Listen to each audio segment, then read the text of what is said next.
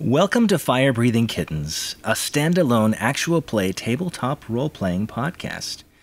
Every episode microplot is a complete adventure with a beginning and an end that fits into the overarching macroplot of the whole season. Because they stand sturdily on their own, you can listen to these episodes in any order, and skip any you don't enjoy. Today, we are playing using the combat mechanics from a game called Ironsworn. If you enjoy these mechanics, you can find Ironsworn from their website, and that is www.ironswornrpg.com. That is spelled IRONSWORNRPG.com. Build your own Ironsworn character and play a game with friends, or even come back and critique the mistakes that we will inevitably make through this episode. Speaking of we, today we are joined by Krista Evans. Oh, hey, that's me. So I'm going to be doing a character voice today. I've been practicing this character voice all year, so I'm still bad at it, but I'm learning, and surprises people. Today's the day? No, I've been doing a character voice all year, all season.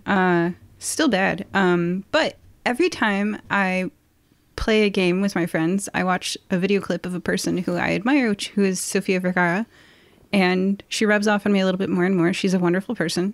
I genuinely like her. This might not age well. Who knows? Is this an aged like milk one day? I hope not. She's a great person. Okay, so I've got a joke for you today. Yes, what is it? Why do raccoons not be afraid of the rain? I don't know why. Because they're made out of hats. David Crockett would love that joke. Crickets. Is that Go on, the next conclusion person. of your introduction, Krista? Yeah. Okay, then we're moving on to Dierdre Halal. Hello, everyone. My name is Dierdre.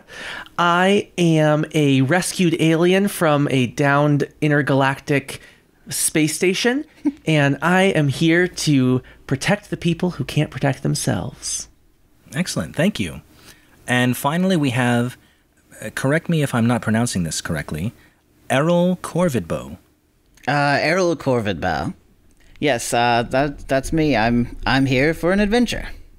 Great. Well, then you've come to the right place. What do you look like? I am a 4-foot-tall halfling.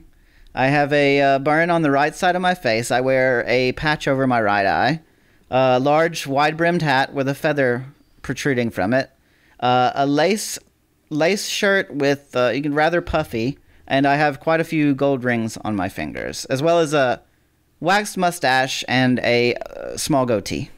Excellent. All right, party. We're going to begin today's adventure in the Fire Breathing Kittens Guild Hall. It is a Tuesday morning, and many guild members are just now rolling in. The guild's cozy wooden interior seems a little bit more inviting and professional as today as opposed to previous days because the walls, floor, and bar gleam especially brightly for some reason. In the back, there's a bar, a seating area with wooden tables and chairs, and a wall with a corkboard where job flyers are posted. Some guild members are at the bar currently, placing food and beverage orders. My question to you is, what are you all doing? I'm sharpening my knives. I would be sitting at the bar, ordering a nice ale, a pint of ale. You don't see Krista. I think, very well. So, you overhear some folks at the bar complaining. And they're saying that they were up all night, the previous night, Monday night, having to clean the guild hall. And it was something to do with the second annual Druidic Dominoes tournament getting out of hand, and Nulasag putting his foot down and forcing everyone to clean up because there was a calamity. And so that's about all that's going on this morning. You see some very disheveled folks at the bar, and some people are coming in. Would you like to speak to each other? I'm just throwing that out there. Sure. Dierdre is huffing over at Corvidbow here. She abhors alcohol. She likes to keep her mind just as sharp as everything else. Well, it takes all kinds. Would you like a piece of licorice? I pull out a silver, what looks like a cigarette holder, and I pop it open, but instead of cigarettes, there's pieces of licorice candy. Well, don't mind if I do. It's much healthier than ale. Upon seeing food, a raccoon hops up from behind the bar onto one of the bar stools and looks adorably with puppy dog eyes at you. I'll give the raccoon a piece of licorice to stay out of the garbage. The raccoon eats the licorice.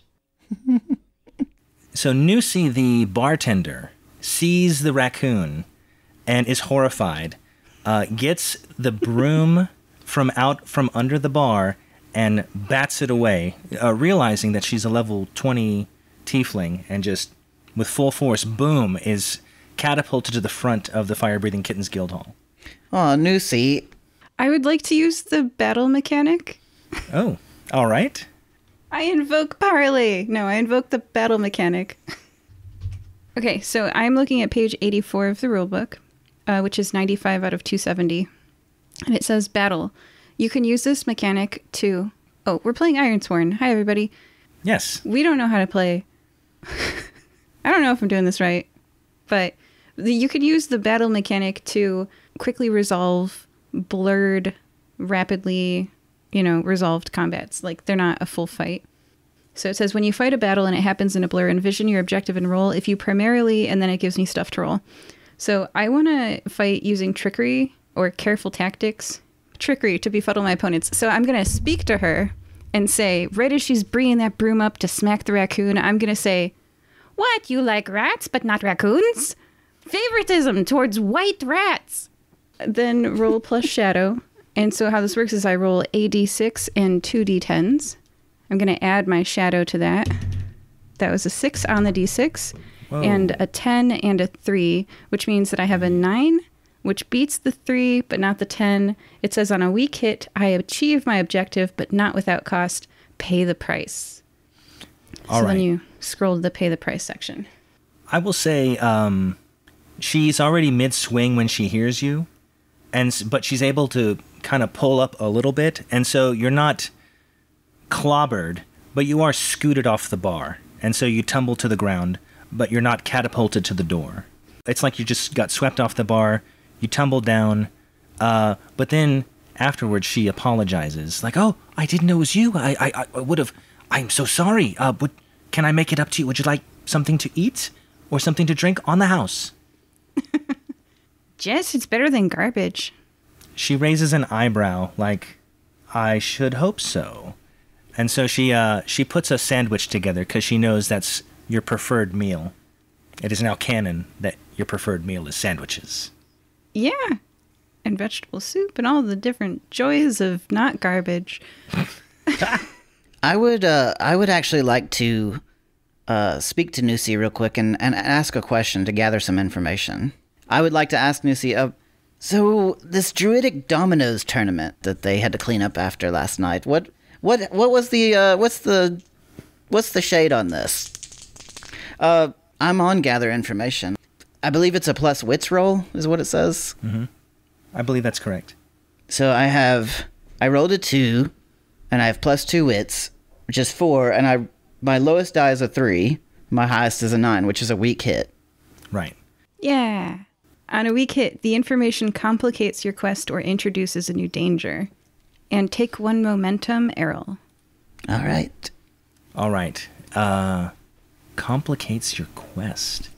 I guess your quest is to find information on what happened, and so she will say to you, I think I saw you there, and I think you know that it got out of hand with a lot of wild shaping, and it became a little bit more hedonistic than we were encountering. I think you missed a spot. I'm going to go ahead and have Nulasag assign you some more cleanup duties because I think you got out of it originally. You are a sneaky one. So now, the consequence for you as part of your quest is additional cleanup. You can take out the trash. Oh, I will begin gathering dirty mugs and different dishes, and I'll take them to the back. Thank you. And she keeps, you know how bartenders do, polishing glasses to get them ready. That's what she's doing. All right. As you are meandering, you see Nulasag walk with his little stepladder toward the corkboard, unfold it, put it on the ground, climb up it, put a new job on the board, and then descend the ladder, close it up, and walk back up to his office. Delicious. So, Dierdre, a raccoon Yes. a raccoon is hopping off of the bar stool and gonna walk past you, right? And look at you with a sandwich in one hand Yes. What's so odd about that? and say, You "Did know want I'm to from a look at-" space station. Did you not see Guardians of the Galaxy? Yeah, it's kind of the reference. So anyway, do you want to look at jobs too? I want to know. let's- I would like to know where you got that sandwich. You see another sandwich on the bar. I don't have any gold in I don't have any pockets, is what I'm realizing. I'm a raccoon, so I just say that and I hope it works. All right. She, is that are you requesting that something? feels Do you like need a a roll roll. for that? Yeah, Probably. Is that what these relationship roles are for? I believe so. There is like aid your ally and forge a bond. Am I compelling?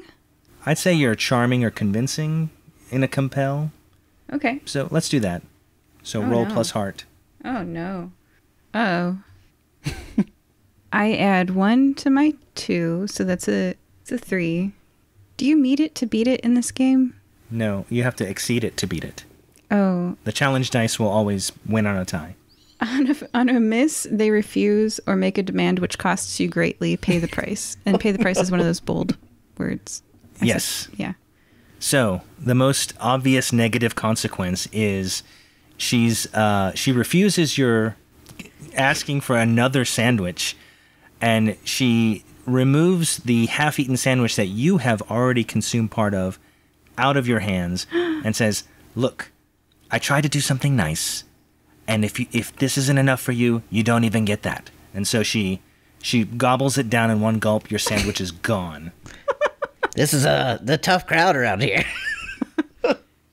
I believe we should look into this job flyer. Are we failing before the adventure begins? Things are getting hostile up in here. So. Oh my gosh. I'd say pack up and go home, but we are. She looks at you though in kind of a loving yet stern way. It's like, "I'm doing this to make you better." I think things are a little. There's a lot of tension in this room from all the cleanup they had to do last night. Maybe we should see what this flyer's about. I'll go over and grab it off the corkboard. All right. So, because you have a fire-breathing kitten's tattoo, the magic that is imbued within it allows you to decode the encrypted message, and it reads as follows. "Noble adventurers, I am in desperate need of help. My sister Anastasia has disappeared, and my attempts to find her have yielded nothing. If you can please pick up the case and help me find my only sister, I can pay you handsomely. Please come to my home in Elysian Fields. My address is 11 Silver Spring Avenue. Signed, Jacqueline Glissant." Why is it always Elysian Fields? Should we be concerned with this neighborhood? Are you asking the Oracle this? No. She's asking the Okay. party members. I mean, I know it's a wealthy neighborhood, but really, like, every crime just seems to be coming from there. We need to get a neighborhood watch over there.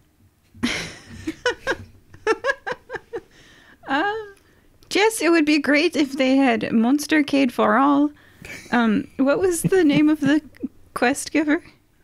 Jacqueline Glissant, spelled Glissante. And the address was 11 Silver Spring Avenue, correct? Correct. Yes. She sounds like listeners, she has money. I am doing my best. I historically have a bazillion NPCs in my stories. Count along with us and see if we can bring that to a minimum. So far, we're at 1. 3. Wait, Three? 3?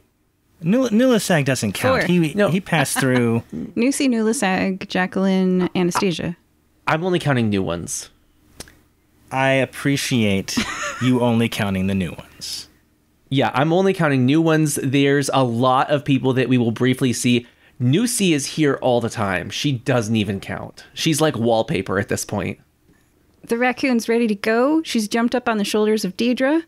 She's got her little raccoon paws and your flame red hair. I'm ready to go. Shall we? I will Dierdre follow walks the out the door. raccoon. Deirdre's walking out the door no matter what. So, I assume she can find her way to Elysian Fields just fine. Oh, I assume so. Oh, there is a giant map by the job board, and since you're new, you may not have the proper lay of the land, but you're able to decode how to get there rather quickly. Perfect. And Ratatouille-like, I direct your steps. That works for me. You get many looks on the way, especially as you enter Elysian Fields, which is a more posh neighborhood. As you walk toward the address listed on the job flyer, you see a stately manor with well-manicured gardens.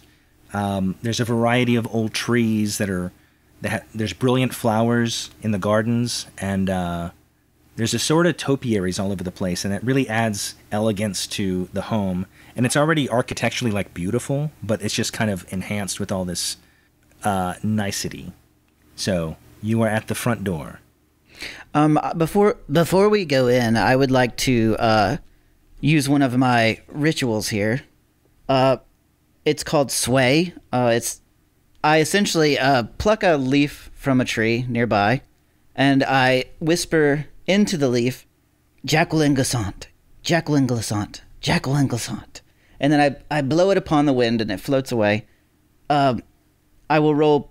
It says I will roll plus wits, and on a strong hit, the wind whispers of this person's need. So, it's a +2. I failed. Is it a miss or a weak hit? Wait. I'm sorry. I do get a +1 on top of the +2 for wits, so it would be 4 plus 3 is 7, but I'm still short. So I rolled a 9 and a 7, and I got a 7 on my die. So that would be... It's a miss. Yes, it says on a weak... This ain't a weak nothing. You failed. I know. It doesn't say what happens on a failure. It just says on a weak hit. Yeah, there might be no consequence. Yeah. It's one of your paths, right? I see. Yeah, it's a ritual. Right. But it's a thing you added to your character sheet to make you Yes. better. Yes, that's correct. So, yeah. Yeah. Probably don't die from using it. Okay, so nothing happens. All right. Okay, listeners, just so you know, Ironsworn has many asset cards that you can attach to your character as you level up. You can get abilities that way, and he's using one of them, and it details what happens when you get a strong hit or weak hit, or sometimes when you miss, but not in this case. So, as you approach the door, I did fail to mention, there is the unmistakable sound of an orchestra playing a somber tune. I will look to the others. Should we knock? Ratatouille-like, I direct Diedre's hand up. To the door. On we go. So you're entering? Just knocking? knocking. Okay, knocking. All right. Your knock is swiftly met by what is obviously a butler, dressed in full butler regalia, and he greets you and says, "This way." And he shows you to where Jacqueline is. You go through many parlors. This is a very austere mansion. And as you walk in, the sound of the orchestra gets louder. And you can see a full orchestra playing in a room, and Jacqueline kind of sitting and just taking it in. And you assume it's Jacqueline. I should back up. You see a woman. She is adorned in a well-tailored white dress with long sleeves. She has a subtle white belt that matches the dress. And then the buckle has a JG for a buckle. And then her hair is a deep brown, but it's done up in a way to accentuate some earrings that she's wearing that are white floral earrings that match the dress and dangle from each ear. And she looks a little crestfallen. My dear, what's wrong? Oh, company. How wonderful. I take it you're with one of the adventuring guilds, is that correct? Well, of course, we're with the best adventuring guild.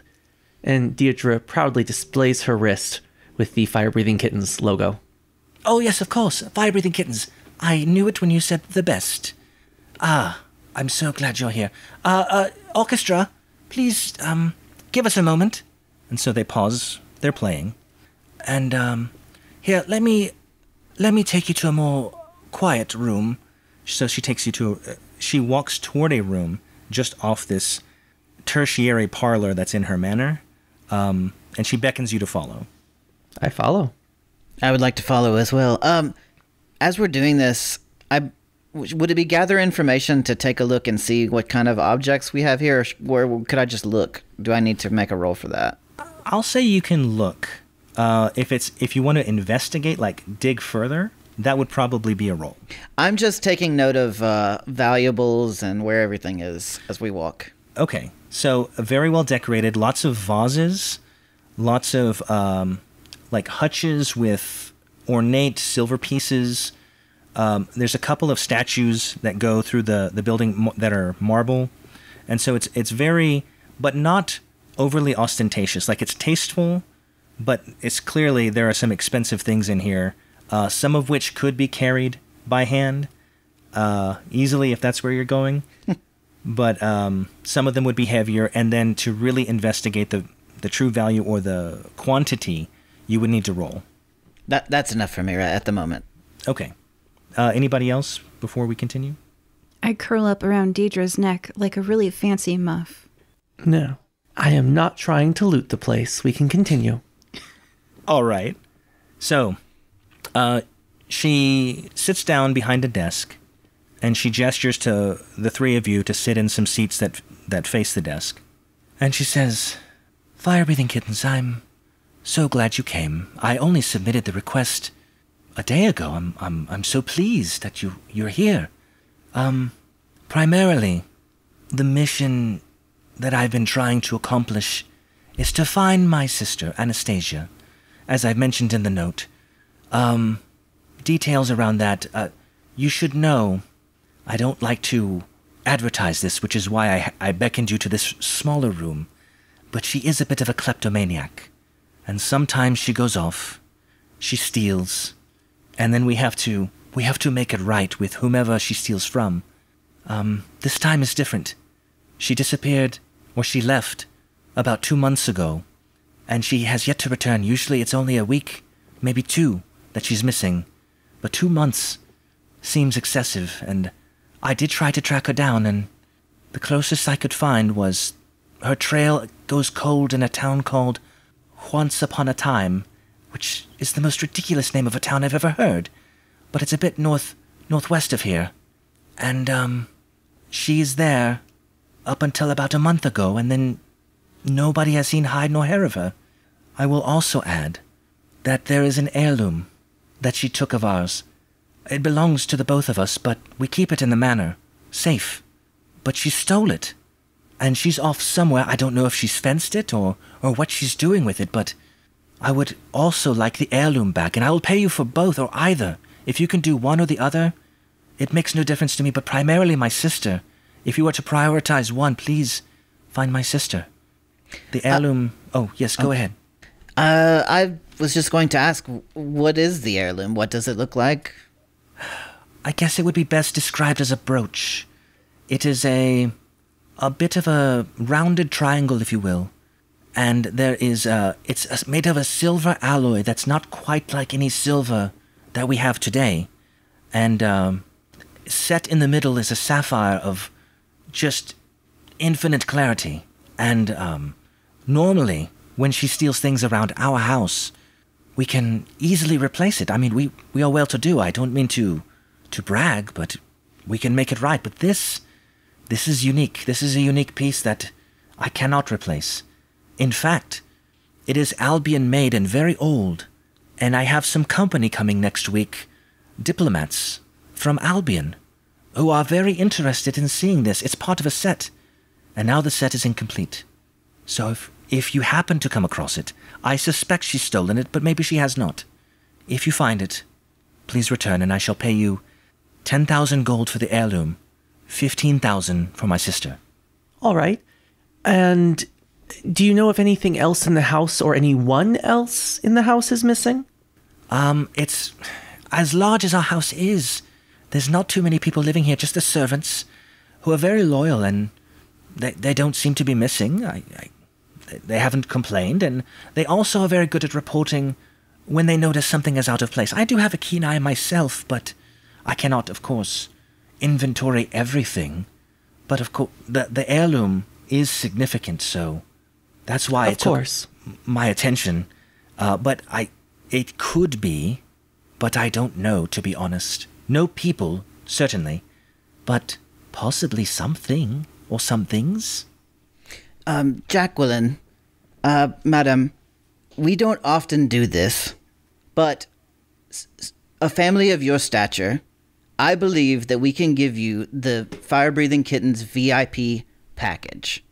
However, I would like to know if there was any inciting incident between you and your sister that caused this kind of rift between you.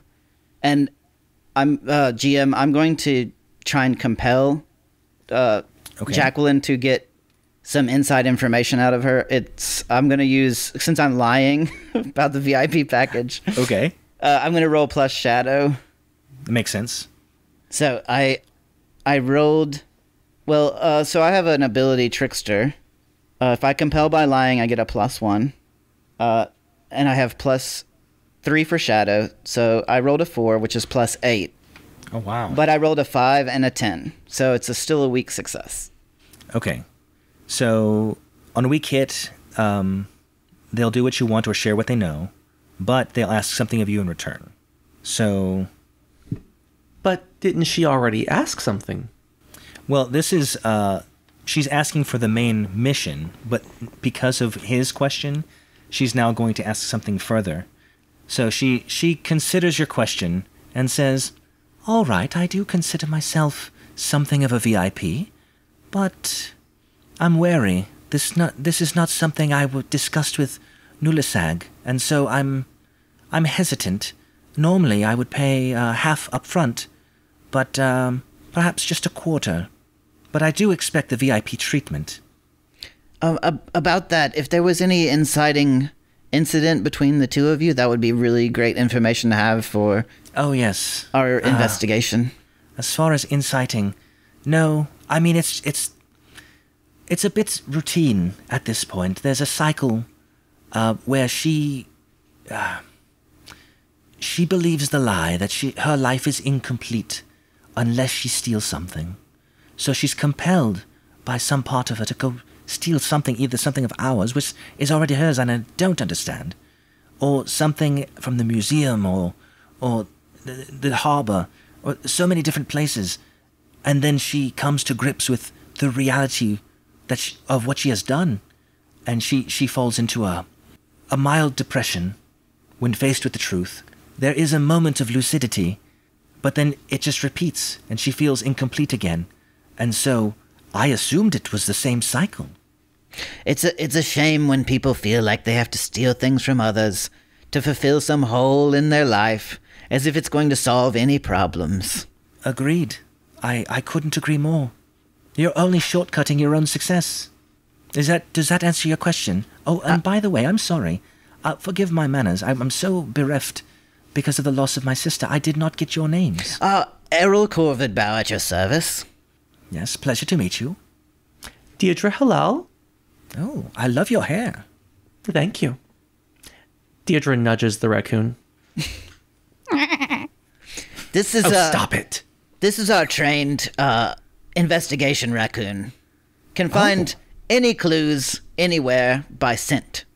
Fantastic. I normally just consider them pests that just consume rubbish, that we usually repel them, but as you know, things are just so morose here that I didn't think twice. They're very, very misunderstood creatures. In fact, do not be alarmed if you see it circling your residence, because we use it to collect clues for us at times. Truly. Well, yes, she can have, he or she, I'm not an expert on raccoons, mind you, she can have full run of the house. Yes. She can be very misunderstood. Sometimes intentionally so. Do you consider her a pet or part of your team, or what? How should I understand your relationship? Well, most of the time she's just a nuisance, but here she is. Yes, I know the feeling. Okay, well, if you need anything from me, I will say, there was, about a month ago, as I said before, the town once upon a time, it's an artist colony, a bit northwest of here. There's no trains that go there. They refuse to build any stations there, which I believe is so inefficient. But you can take a carriage there. I can provide one for you if you choose. Sure. All right. Is there anything else I can help you with? What do you guys think? Should we maybe look around the missing girl's bedroom before we leave? Maybe look for clues? Deirdre, I think you've got the correct idea. I definitely think we should investigate her bedroom for any clues before we leave. Yes, all right. Let me, I'll walk with you, and I'll direct you to her room. And so, it takes a while to get there. So, after about 6 minutes of walking, you're outside her room. And, it's like, yes, sorry, she chose the most remote room of all. I think she values her privacy quite a bit. Here, let me get the key. And she opens the door. She insisted on installing a lock. I have no idea why, but again, I choose not to misunderstand her. I just try to accept her and love her as a sister. She opens the door, and at first glance, what you see is kind of the same theme, but it's missing all the valuables. Like, you don't see anything that stands out as valuable. You do see the bed, some columns that would display something, like a half column that would have a vase or something on top, but it's empty. Display cabinets that are empty. And it looks a little bit disheveled. Yes, I would, as someone who has had a past of collecting things that belong to others, I would like to do things like look behind drawers, knock on the walls to see if there's any false panels. But essentially, I'm going to gather information. Perfect. Roll for gather information. Plus wits. Mm-hmm. I failed my gather information. Yeah, I failed too. So, meaning you missed? I got a 3, and I rolled a 5 and a 10. Okay. So, no hit. I have a 2 plus my 1, and I rolled a 3 and a 3 on my d10s. Oh my gosh, I'm so sorry. On a miss, your investigation unearths a dire threat or reveals an unwelcome truth that undermines your quest. Pay the price. So what did we find out about this lady? Go to the pay the price section. Oh God. Where is that? Make the most obvious negative outcome happen. Envision 2 negative outcomes. Or roll on the table. Rolling on the table can be nice because it's just like that thing happens. So let's try that. I would like to exercise all the options of this game to see what it's like. And I think the listener would also kind of enjoy that. So go ahead and roll on the table, or is that something I should do? It's up to you. It happens twice or once depending on you, right? You choose. Since you both missed, I'll have you each roll a pay the price roll. Okay. All right, I need to find the pay the price somewhere. I rolled a 9, which says a person or community you care about is exposed to danger. In this situation, I'm guessing it would probably just be the fire-breathing kittens. Great. Thanks. Yeah, that works. I'm not Thank sure. you. Well, I'm not sure how else, like... Yeah. Okay, I'll keep that in my back pocket for later in the story. Or your home community that you came from is experiencing a bad thing now in the background. Mm-hmm. Also an option. I gotcha. Dierdre. I'm still looking for page 105. This is a very long What thing. you can do is roll the D100, and we can tell you what it says. 73, which All is it is stressful. Yes. So I think you do have 3 categories of health, spirit, and supply. I think if you experience stress, your spirit goes down by 1. All right, I will make if I that understand change. that correctly. Yep. And when it hits 0, you just give up and go home. Yeah. You're just like, no. So I'll say the way that works in a role-playing capacity is there are so few clues, it's frustrating to try to even know where to begin. And it agitates you because... Thankfully, you have a raccoon.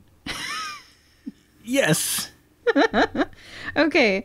I've got this pretender path that says when I establish a false identity, roll plus shadow on a strong hit, I may add +2 when I make moves using this identity to deceive or influence others.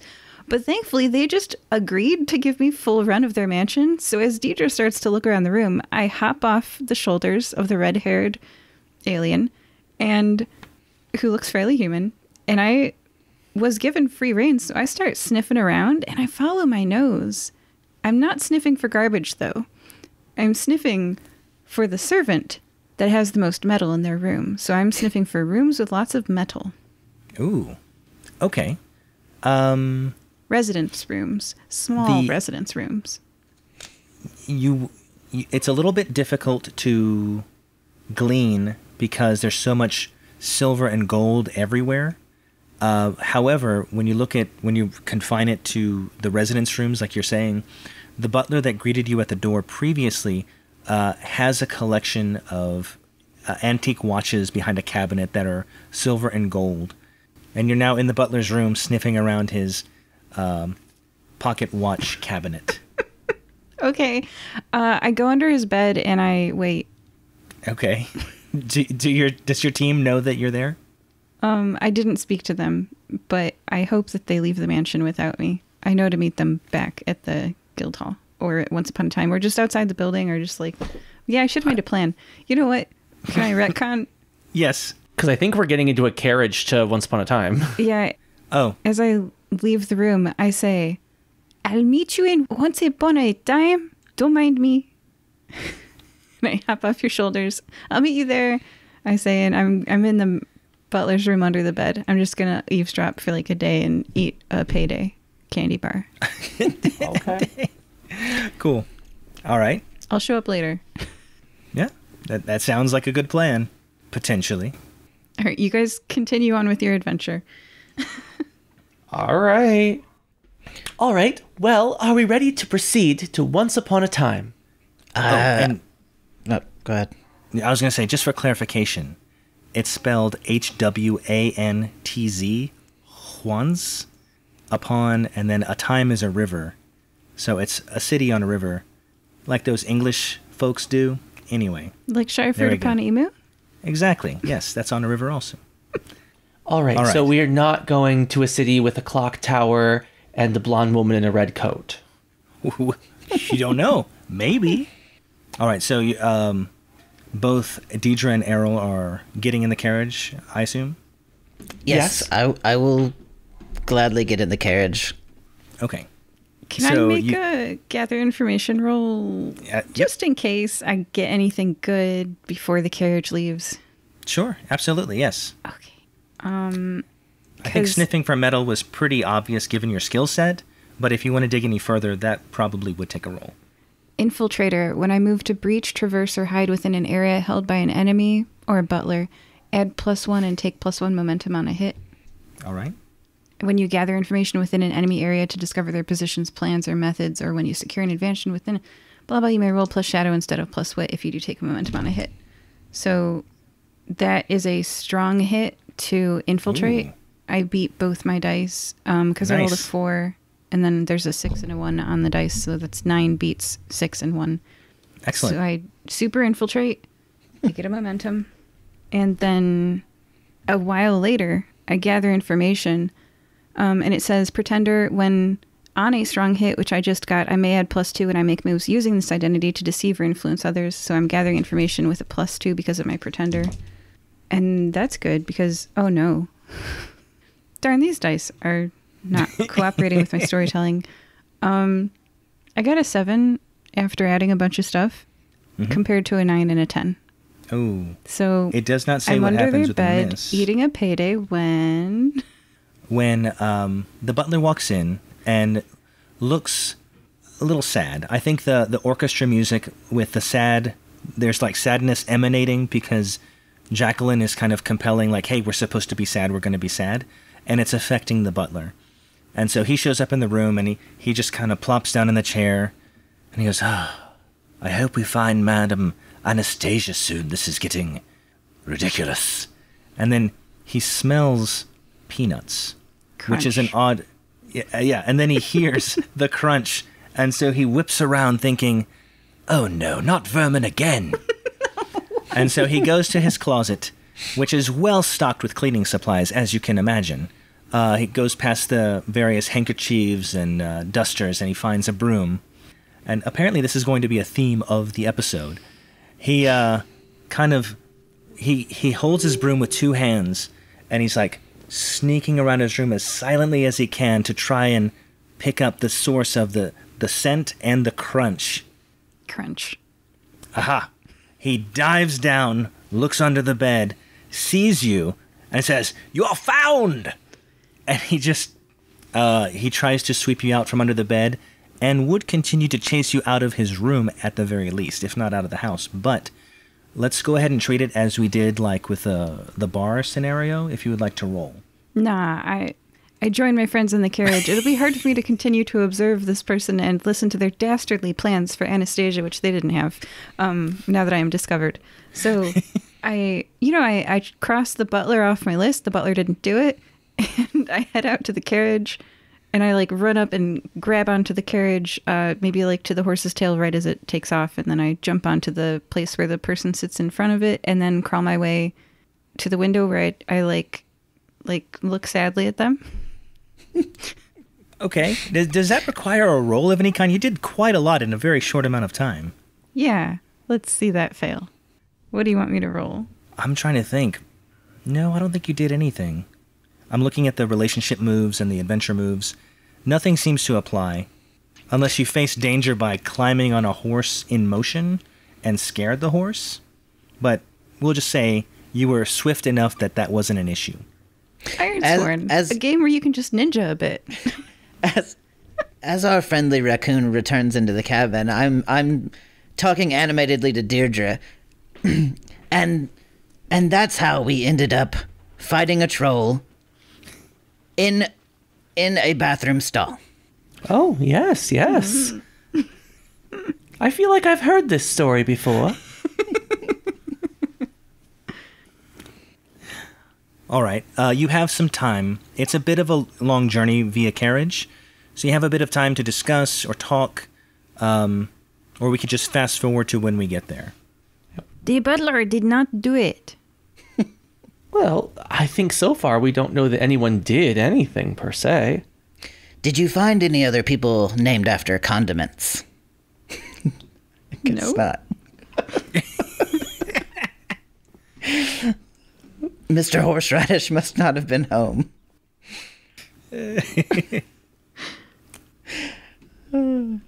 Right. So what should we do next? Oh, does anyone want to play a traveling game? I'm up for it. All right. I spy something with my little eye that starts with the letter T. Is it a tree? Do you want to roll for gather information, Krista? Are you looking for tea things? It is not a tree. Do you want me to tell you? No. Is it a turnip? I'm hungry. No, but it could be something you could eat. It could use a trim. I'm going to say that this game lasts the entire ride because Krista is just naming things and just not quite getting there. And Diedre's super patient, like, no, that's not exactly. quite it. And giving more and more and more clues. And so you are coming upon, you can see the town in the distance. And so back to the game. Yes, we've tried this so very hard, and you've done so well. But no, the answer is the uncut toenail peeking out of our friend's boot there. There's a hole in it. Why would you suggest I eat that? Oh my god. You're a raccoon. Oh, gross. And she's an alien. Maybe that's their thing. Oh my gosh. I've been meaning to get them replaced. That's why I'm on the job. We all need money. Oh, and just a little bit of retcon. I mentioned it earlier. I don't know if it was recorded. Based on the conversation that Errol had with Draculin, you have a quarter of each reward up front. So you have some gold with you. So 2,500 for the heirloom and 3,750 gold for the sister. I do not have pockets, and I can carry about a pound. So I'll hold it for you. thank you. Oh, wait. So is this not a wild shape thing? What? I was supposed to be turned into a frog, but you know, I shrug my raccoon shoulders. I do not, but okay. I think this raccoon form can really work for you. I am the knight. And I like pose. Yes, you are. Vicious. So as you approach the town, you see the sparkling water of the Atime River flowing gently toward this collection of eclectic but really beautiful buildings. And much of the architecture is reminiscent of the older sections of Nicomoy. And it's where even the smallest structure is this synthesis of function and aesthetic, like really nice, but it makes sense.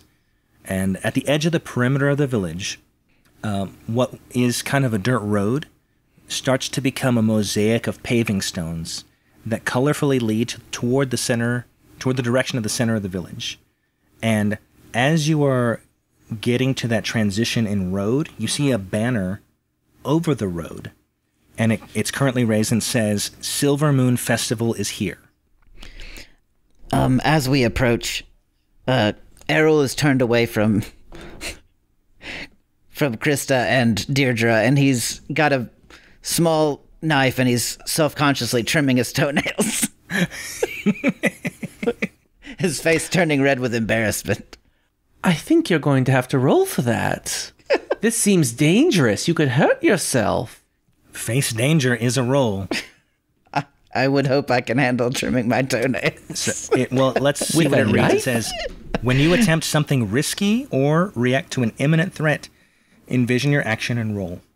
And if you act with speed, charm, aggressive action, deception, or expertise, you'll roll different modifiers. I would say you're an expert at trimming your toenails. Apparently not. Or precision if you want to use edge. Oh boy, you guys, we're rolling stats for toenail trimming. All right, I was having fun, but we can skip that. I'm not trying to interfere in your toenail cutting fun. I'm forcefully trimming my toenails. Forcefully. Okay, give me a roll. Okay. It's a weak hit. I got a 5, and I rolled a 3 and an 8. Okay, so you succeed, but face a troublesome cost. And I will say you face a new danger delayed. Yes, you face a new danger, suffer -1 momentum, and the danger you face is you've cut it a little too short, and now you run the risk of it like, you know how when you cut a toenail too short on the side, it can start getting really painful later, like in a day or so. Becoming an that ingrown is about toenail. to happen. Yes. Risk for infection. Mm-hmm. So in a day or two, unless that's looked at, you're going to get an ingrown toenail, and it's going to be painful. Some dangerous things happen on the road. Well, the road was bumpy. What? You should have waited until you were seated in a stationary... Anyway, I don't mean to direct what you're doing. Well, kind of. So, you see the banner. You're at the edge. The horse and carriage stop, and the driver's like, so we're at the town. Do you want us that we go in? Or you want me to let you off here? What would you prefer? Let's go in. And when you emerge from the carriage, there's a raccoon on your shoulders. All right, so you follow the colorful mosaic road toward the center of town. And as you approach, there's this large main plaza that you get to. And so the area around the main plaza is this mix of colorful homes and stylish shops and really large trees that are in bloom. And then you also see people excitedly setting up for what looks to be a festival. The center of the plaza is dominated by a peculiar fountain, and then in front of the fountain they're setting up a main stage, and then flanked on either side of the stage are just like these lines of booths of all kinds of items. So food, crafts, souvenirs, novelty, acts. And so, but it's in the process of setting up, and merchants are putting out their wares, and you can see people practicing. Like there is a booth that says transfiguration. There's a booth that says costumes. There's everything on a stick, and so you have many options. With a little bit of our spare gold, I'd like to grab 3 of the most popular anything on a stick options. Okay. So Maybe 4 because one is rapidly consumed by a raccoon. because you are in an artist colony, and a majority of the populace here is vegetarian/vegan, the most popular is a zucchini on a stick, but it is fried. So breaded, fried, zucchini on a stick, so you get 4 of those. I approve of fried zucchini, so yes, 4 fried zucchini on a stick, and I will pass them out. 2 to the raccoon, and 1 for me and Dierdre. All right. While I'm doing that, actually, I will speak to the fried zucchini vendor. All right. And I will attempt to gather information. I'm going to ask them, pardon me, is it the individual in front of me, what's their appearance? I'd say the anything on a stick vendor is a half-elf dressed in very plain robes with an apron on, knowing that they're going to get a lot of residue on their apron. No hat, short hair, black hair with brown eyes, kind of like honey-colored eyes, and very gregarious. Like he's very excited to, hey, yeah, please come into my booth. This is wonderful. I would like you to have whatever you want. Pardon me, chef. These zucchini on a stick look delightful. But I did have a question of if you had encountered an individual named Jacqueline Glissant. The Jacqueline Glissant? I heard of her, but I never encountered her. She lives in that fancy neighborhood in Nicomoy, right? That's correct. We are looking for any clues as to her whereabouts. Oh, I imagine she's still in her... do you mean Anastasia, her sister? Oh, I am so sorry. Yes. No problem. Anastasia. We're going to rewind. Glissant. It's like, I think she's related to Jacqueline Glissant, the olive oil baron. I use all Glissant olive oil in my cooking here, just so you know. Let me think about that. You know, I think I did see her about a month or 2 ago. I can't remember exactly. It was, so this festival, the Silver Moon Festival, it happens every month during the full moon. And so it's a party. Everybody has a good time. And I don't know, I sell a lot of my wares, and it's very nice. So I can imagine she may have shown up for the festival because she heard how great it was. I don't know. I saw her from a distance, but she never came to my booth. So that's the best I can say, but I haven't seen her in a while. Did you see anywhere she might have been to in the area, or any person she might have encountered? I want to say, I don't have perfect recall. I'm not a bartender after all. But she wasn't on our side of the booths. Like, I saw her across the way, and that's more like the craft area. And I think the mayor has a booth to kind of advertise the town a little bit, so it was somewhere over there. Thank you so much. Well, let's go. Let's head over there.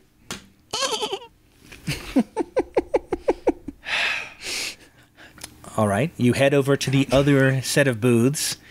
People are setting up. The ones that are most immediate are, there's a costume booth. There's the mayor's information booth. There's a political booth that's anti-adventuring guild. And then there's, let me see, what else can I add here? What is an anti-adventuring guild? Oh, well, you can go check it out if you want. And then there's a music class booth for those that are interested in learning about how to play instruments. Those are the only ones open right now because they're still setting up. Can you read that list again? Because that's a lot of... Sure. Yeah. I kind of made it up off the top of my head, so here we go. Costume, mayor's booth for information on the town, anti-adventuring political booth, and then music lessons. All right. Let's go take some music lessons. That sounds like something a runaway rich girl would do. Yeah. All right. You go to the music shop, and you see somebody setting out different instruments. He sees you pulling up. It's like, we're not open yet, but I'd be more than happy to help you. What can I do for you? Go ahead. I'm actually interested. Where I'm from, we call it the turkey neck. There's a very popular instrument. We call it a jaw harp. Do you happen to have any of those? As a matter of fact, we do. We don't get too much call for that, but I do have 3 here, right with me. Here, let me get them. And he grabs a case, opens them up, shows them to you, and he's waiting for if your approval or not. You know, I'm actually a famous adventurer with the Fire Breathing Kittens Guild. Oh, get out of town. That's great. I would be willing to give you a discount on your next service from us if you could cut me a deal on this jaw harp. I don't know. How many adventures have you been on? About 25. Ooh, and how successful have you been with those 25 adventures? Very, very successful. Oh, well then. I would actually like to make a compel roll for this, if you don't Yes, mind. I think that would be appropriate. Because I'm lying. Why did you... Can I just ask why in a town with a political anti-adventuring guild movement, you went with I'm an adventurer? Like, That's several booths down. okay. Don't worry. No, I did. It didn't even cross my mind, to be honest with you. I completely blanked anti-adventuring when I walked in here for some reason. Can I, like, give you advantage by helping you by saying, no, let him roll. Let him roll. So I get a... The rolls seem hard to pass in this game. Yeah, they really are. You don't want to roll in this game. But you only roll when something is not trivial. Yeah. Like, if you can do something that's trivial, it's not a big deal. But he's trying to worm his way into a discount, which, at a festival, is not trivial. So I get a +1 if I'm lying. And I rolled a 5, and my shadow is +3, so I've got a +9. I've got a 9. And I rolled a 4 and a 9. So Okay. I get a weak success. Okay, so they'll do what you want to share what they know. You get 1 momentum, but they'll ask something of you in return. So I'll say it'll be a mild negotiation. It's like, look, festivals aren't really where I do contract works. How about we iron this out in a formalized contract so I know you're not trying to swindle me? I see the tattoo, but let's just keep this on the up and up so I could, talk to your management if necessary. I'm not saying that I don't believe you, but I've been taken in before. Does that work for you? That's absolutely fine. Okay, so he whips out, he happens to have many of these types of contracts, puts it on the table, say, please sign here. I will sign it. Thomas Underhill. Okay. All right, and so he looks at it and says, all right, Mr. Underhill, I will offer you a 20% discount on any mouth harp you choose. I would like this one here. It's got these bronze accents. Oh, great choice. And so the transaction occurs. You now have a mouth harp and your lighter a little bit gold. And you've now forged a contract with this man, which he does not realize just yet. Speaking of which, sir, have you heard or encountered an Anastasia Glissant in the area recently? Anastasia Glissant. Do you know what she looks like? Out of character, did anybody write down her description? Because I did not. Did we get a description? I think so, but I don't remember.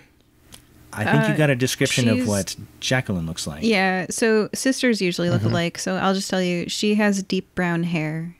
And brown Do eyes you too, have didn't she? anything else to go on? I mean, I have brown hair. She's a kleptomaniac. She would be probably fairly known around town. Okay, yeah, I encountered her about a month ago. Apparently she was trying to lighten my wares a bit, and she was talking about sanctuary. She just needed to be safe.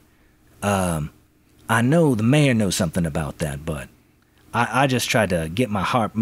She actually stole the type of harp that you just bought. The one that you bought is the one that she tried to steal. I don't know if... She has good taste. I guess. She knows that that's the best seller, and she could probably fence it for a good price. But if I were you, I'd talk to the mayor. Duly noted. Thank you. Okay, now as we walk away from the mouth harp booth that Anastasia tried to steal, we're outside, right? Right, and it is, I would say, late afternoon. Do I spy with my little eye trees? Oh yeah, there are trees all in the plaza, for sure. Is there a tree over the mayor's booth? We'll say yes. Cool. The mayor has a booth? Yeah, I wrote it down. Mayor's booth. He's advertising. You can see on the banner of the booth, like, information about Once Upon a Time. So here's my proposal is as my infiltrator skill, when I gather information within an area to discover their positions, plans, or methods, or when I secure an advantage, I can roll shadow. If I do take a momentum, and when I establish a false identity, roll plus shadow on a strong hit, I might add plus. I think the pretender thing is once only, right? And then that establishes my identity. So, or maybe I don't know. I don't know how this works. This is a weird game. I'm not sure, but we can go with that. Okay, should I roll for the pretender to see how good of a raccoon in a festival I climb a tree as? Am I succeeding in climbing a tree and nobody's being like, let's eat that raccoon for dinner? I think as a raccoon, I think you would have no problem climbing a tree. And so I won't make you roll for that. So I just have a false identity. Okay. So that means I can add +2 when I make moves using this identity to deceive others. So when I move to breach and hide within an area held by an enemy, I can add 1 from infiltrator and +2 from being a raccoon.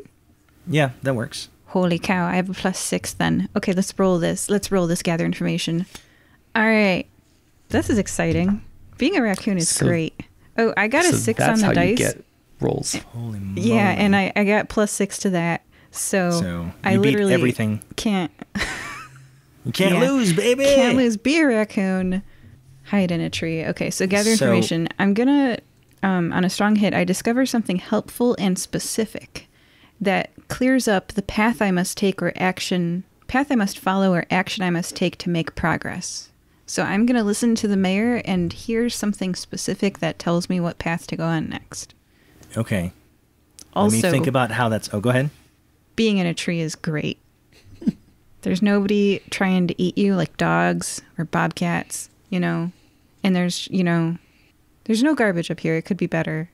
But thankfully, I have this zucchini on a stick. 2 of them. Well, I guess you chowed down on one of them already. Okay. So I will say you're camping out above the mayor's tent, and at first you hear him greeting clearly people that are from out of town. Like there is a very festooned way that people dress in town. They're very iconoclastic and artistic, and it's not typical dress. And then you see other people that are visitors from surrounding communities or Nicomoy. But then you also note, while you're watching the mayor, there are some people that look out of place. And they're very almost paranoid. And they come to the mayor, and they do a weird handshake. And then they put their heads closer to each other, and there's an exchange of whispers. And then there's a nod, and then those people leave. I would say northeast. Noted. Okay. So the path you must follow or action you must take to make progress is clear. How do raccoons fall out of trees without taking damage like squirrels do? Let's find out. I'm gonna hop from the tree and kind of like flying squirrel, spread my arms and legs. And I noticed there's no mechanics for ninja stuff in this game, right?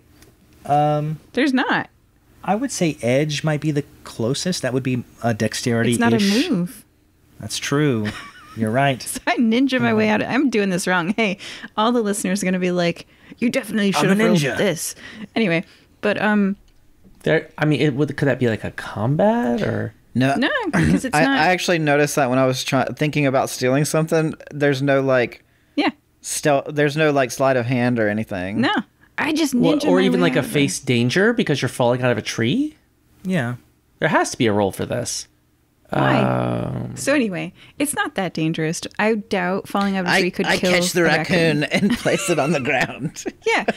This isn't dangerous. Okay, so I'm like, northeast. And then everyone looks at the talking raccoon.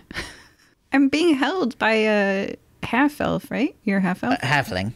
Halfling. Okay, maybe Okay, I landed on the halfling and went squish. It's possible. So I will say that a passerby heard you, and she looks up, and you can tell there's recognition in her face. At the sound of your voice, there's a look of recognition on this lady's face, and she says, Clarissa? Oh my God! And you know this lady as Bree Tate. Oh, man. She walks over to Errol, who's holding a raccoon, and she's like, what happened to you?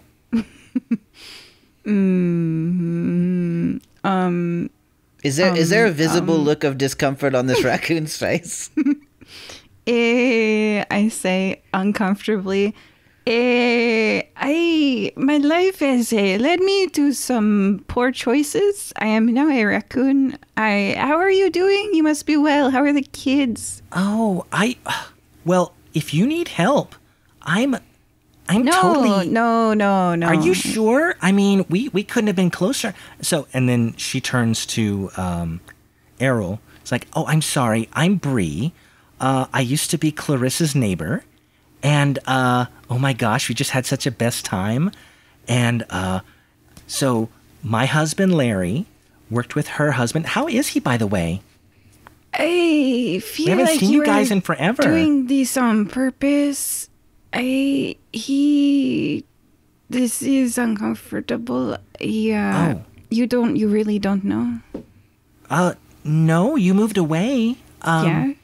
A while ago, and then we Yeah. just kind of lost touch, and I got so wrapped up, and we have 3 kids now and she points at her belly, with 1 on the way, and my costume business is taking off, and my husband thinks, I should get into acting, and I don't know, I'm a little bit nervous about it, but it's exciting, right? Oh, Jess, you should definitely get into acting. There is a lot of money in that for everybody who acts. You are very wealthy afterwards. No, but enough about me. I don't mean to hog your time. What about you? How are you? This is my friends Errol and Dierdre. Hello. I'm so happy to meet you both. I will pull off my hat and say, Errol Corvidbow, at your service. And Dierdre, obviously. I was not always an adventurer. I used to be friends with Bree, and we would go out for a beer before and I look at her belly, the 4th, every Thursday, and I look at my raccoon hands. I raccoon hands don't move great. They look really alien and awful, and I'm like moving my fingers together. Oh, honey. And she kind of, she's not sure how to approach you, but she just tries to gently pick you up out of Errol's hands and just kind of hug you. It's like, I didn't know you were an adventurer. I mean, that explains the raccoon shape. I know adventurers get into all kinds of stuff. Do you want to hang out sometime? I mean, maybe you can get a beer and I can get sparkling water or something. Hey, Bree, I am a raccoon now. I would love to hang out with you, but I don't think I can drink beer. But you've got your family, you've got your life. I'm glad you're doing well. Well, thank you. It sounds like there may be trouble in paradise or something. I don't know, but if you ever need a place to stay, our place is open. We're out of Nicomoy, but we come here every month for the festival. Oh, Oh, sure. And I would never, ever take her up on that. But I say sure. Oh, I need you to roll a compel because you're lying. See, we're learning the rules. Ha ha ha. Yeah, I guess this is plus shadow. And then you are an infiltrator, so you're. I don't know if it works on hit. So they ask for something of me in return. Yes. So she agrees that you'll get together. She believes you, but she's like, now I remember when right before y'all moved, that you were kind of distancing yourself from everybody, and I was concerned. I didn't want to say anything, but let me write down your address. Let me know where I can find you in Nicomoy, and I'll come to you. Oh man, I give her my address. Okay, is it like the guild hall or your actual address? I have an actual address. Okay. She takes it and says, "It was so great to see you, and if you need anything, me or Larry would love to help out." I'm okay, really. I'm a raccoon, clearly. Right. And she kind of has a grimace, like she knows you're putting up a brave front, but she loves you anyway, and she's like, "I understand, but we're here for you, okay? Don't forget." Thank you, and guys. If you need, you guys are always so nice to me. Well, we're friends. Yeah. And I give you a zucchini on a stick. Do you have a good day at the festival, Bree? I was craving one of these. This is so great. And she takes it down as ravenously as you took that first one down. Gosh. All right, I got to get back to customers, but let's catch up, please. Please, I would love to catch up with you. Okay, at the bar on Thursday. I'll be a person again then, I probably. Okay. No, wait, not with the... how do we... Because she's pregnant. I've just proposed drinking to a pregnant lady, so I just look so awkward. They have other things at the bar, silly. Don't worry. You can have non-alcoholic spirits. Yeah, non-alcoholic spirits. She knows what's going on. Jess, we can meet up for the puzzle competition night when everybody gets a puzzle and they put the puzzle together at the fastest 4 teams gets a pizza. Perfect. It's a date. Okay. We'll have fun adventuring. I don't know what that's like, but I'm at this booth every month. Okay. I say hi to the kids for me. I will. We named our daughter Clarissa. Oh, God.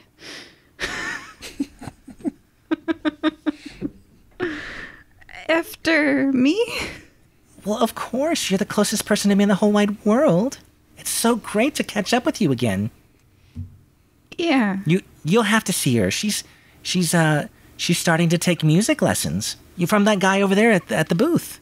Keep her safe. It must be so nice to reconnect with your best friend. Just normally it'd be very nice. You know what? And she's selling costumes. Yes. Dierdre, the raccoon is handing out a paw for a stack of gold. I give her a stack of gold. Hey, make Clarissa a good costume from me, her godmother. Oh, and she just she blushes a little bit. She's like, "You got it, girlfriend." Perhaps, if I could recommend, perhaps a raccoon costume. She would love that. Oh, and then it would be just kind of our little secret. That would be great. Yes, I'll definitely be back to my normal self on Thursday. Okay, definitely. I hope it's a sooner Thursday than later. Oh, I gotta go. Everybody's sorry. I got customers. Please, let's catch up. See you then. And then she walks away. Northeast, everybody. Let's go. Come on. Let's go. All right. Let's go. Onward. So, as you begin to travel, like your experience in the plaza as people are setting up, it's getting darker, and it's about sunset as you start traveling northeast. Once you get there, it kind of, you go up a hill a little bit. It's outside of the town. You're leaving the town. You don't really see anything of note in the town as you walk. So, but as you get to the top of the hill, you see down below what appears to be the ruin of a very old building. Like it was something, but now it's gone. But in front of the ruin, you see a pristine set of arches that are connected. So 5 arches. And in the distance, it's getting dark, so it's a little bit harder to see. You see some figures kind of looking around the arches. And with that, we will take our break. So, joining us today were Errol. Oh, my toe is starting to bleed again. Krista.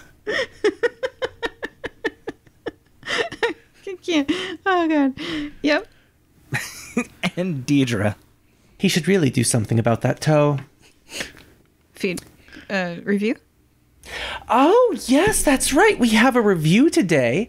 Let me just pull that up here. And our review is from Kyle XY89. They must really have a thing with men with no belly buttons. And It's an old reference. I didn't pick it. And they would like to tell us that they have thoroughly enjoyed all of the crud and crud accompaniments, is what they said. It's misspelled, but that's fine. That have progressed throughout the show. Seeing this character in all of its forms, every episode and every season has been a joy, and I hope they keep coming. Well, thank you. Wow, nice. Thank you, Kyle XY89. Bye. Bye. Bye. Today's mid-episode shoutout is from DYLPIV, who says, quote, "Have you heard about the Shoestring Strangler? It's a murder mystery. Come along on an adventure with Zongzi the Dreamscape Detective. Get twisted tonight and download your copy directly from Amazon. Search Amazon for Shoestring Strangler." End quote. You can arrange for us to read your shoutout at firebreathingkittenspodcast.com through our partnership with Buy Me a Coffee. Amazon and Audible has paperback, ebook, hardcover, and audiobook adaptations of our adventures, too. Lastly, we don't pay to advertise our show, so the only way we can grow is if you tell someone about us. Is there an episode that would make someone you know smile? Tell them about it. Thank you. Welcome back to Fire Breathing Kittens. We are playing Ironsworn, or trying to at least. So, to give you a recap of what has happened so far, I'm going to select at random. Errol, can you briefly summarize our adventures so far? After the raccoon got hit by a broom in the guild hall, we chose to leave the newly cleaned guild hall tavern in order to seek some employment somewhere. We were tasked with meeting a Jacqueline Glissant, who told us that her kleptomaniac sister had gone missing with a prized heirloom, which was a brooch, which apparently she had absconded with it to a place called Once Upon a Time, where we went to seek her out. We managed to get some fried zucchini, which was very pleasant. And then someone recognized our friend Krista, who we learned is also known as Clarissa. And there was a bit of an awkward conversation, and that's about where we ended. Thank you very much, Errol. So, when we last left you, you were leaving the Moon Festival, heading northeast, and you can see from a distance the ruins of an old building with some movement of, it's definitely a person in the distance, walking around the set of 5 arches. Do we see anything about this person? You see him examining, well, from a distance, it's getting dark. It's kind of hard to see. He's looking at them. You can see him going through the arches in kind of a pattern. So it seems like he's just going in and out like you would sew, but it's not exactly as you would imagine. And so I will say, if you're observing him, I assume this is what you're doing. There is a sequence that he's doing, but it doesn't seem to do anything. He's just kind of walking through this pattern. I will actually approach this individual, and I will say, "Pardon me. I was wondering if you had seen a brown-haired woman coming this way." Can we talk as a party about some information? Let's just I don't want to interrupt you. That's fine. I'll back up. I do want to say, paranoid, out of place, weird handshake with the mayor, doing a ritual around stone arches, northeast of town during a major festival. You sure you want to say hi? Okay with that. You gotta lean into what Errol would do. Whatever you want to do, just reminding you of that information. Missing girl, valuable heirloom. Well, I had two ideas. One was to approach and ask for information. The other, I was going to potentially attempt to stealth, but then I didn't know what I would do afterward. So, would you like to try and sneak up and apprehend them, perhaps? I'm torn because ordinarily I would say if it goes poorly, we can take them. But with this battle system, we probably can't. There are 3 of you. Or 2.5. How about Krista? We both stealthily approach and observe from a closer. Would you like to attempt that? And then if it goes bad, we'll club him over the head or something? Metagaming, I do have a +6 to my stealth because I'm a raccoon. So maybe I should get some info, gather information. But, I mean, I don't want to exclude you guys. I'm not, trying to play this game solo. Although, for the listeners, you could play Ironsworn solo. Okay. Here's my proposal, Krista. How about I will try to secure an advantage by accompanying you from a further distance as backup in case you are discovered. Would that? Let's come up with a plan here first. You're going to sneak up. What exactly are you going to try to learn from the sneaking? What are we hoping for? The GM said that the man was muttering to himself, right? Or am I making that up? I think he was examining the arches and then walking amongst them, but from your distance, you wouldn't be able to hear anything at this moment. And was it a group of figures looking around the arches, or was it one man? It was one man at the festival that you noticed, but when you made it to this ruin area, you do see 3 individuals. One is kind of trying to figure something out, you would imagine. Okay, so there's 3 people. But it's a man and then what looked to be 2 young children. Okay, so there's a man and 2 young children walking around these arches. Well, the children are just sitting and watching, and the man is trying to figure it out, based on what you can observe from a distance as it gets ever darker. so I'm thinking for right now, you could try to sneak forward and see what you can glean just from the mutterings. And then if we want to do something else, if that's not really helpful, after that, I'm thinking we could always try a distress kind of thing. I could do a damsel in distress kind of, or a distraction. I could do a damsel in distress kind of bit, and we'll see if we can get his guard down. Yeah, there's an aid your ally on page 76. It's page 7 of my alphabetical moves. When you secure an advantage in direct support of an ally, they can get the benefits. So if you want to help me, you can. So there's a mechanical way to do that. And we could also try to forge a bond with these people. So let's say I'm an adorable raccoon. Especially for the kids, yeah. Yeah. Forge a bond is, let me double check what stat that is, because in the Powered by the Apocalypse system, you want to do your strength. That is plus heart. That's not my strength. Mine is heart. Okay, so I think my strongest stat move is to gather information within an enemy area with Infiltrator, while also using the Pretender to be a raccoon. That is my strongest. Okay, so that's what I can offer you guys. But anything you can offer the party? We could murder people here, but there's 2 children, so I don't want to do that. And what seems like their dad, I don't want to kill their dad. What do you think? Gather information? We can. I will say I do have Honor Bound, which when I secure an advantage or compel by telling a hard truth, I do get an extra +1. So if we are going for the advantage thing, it'll be a little stronger. Okay. If we tell a harsh truth. Is that what it said?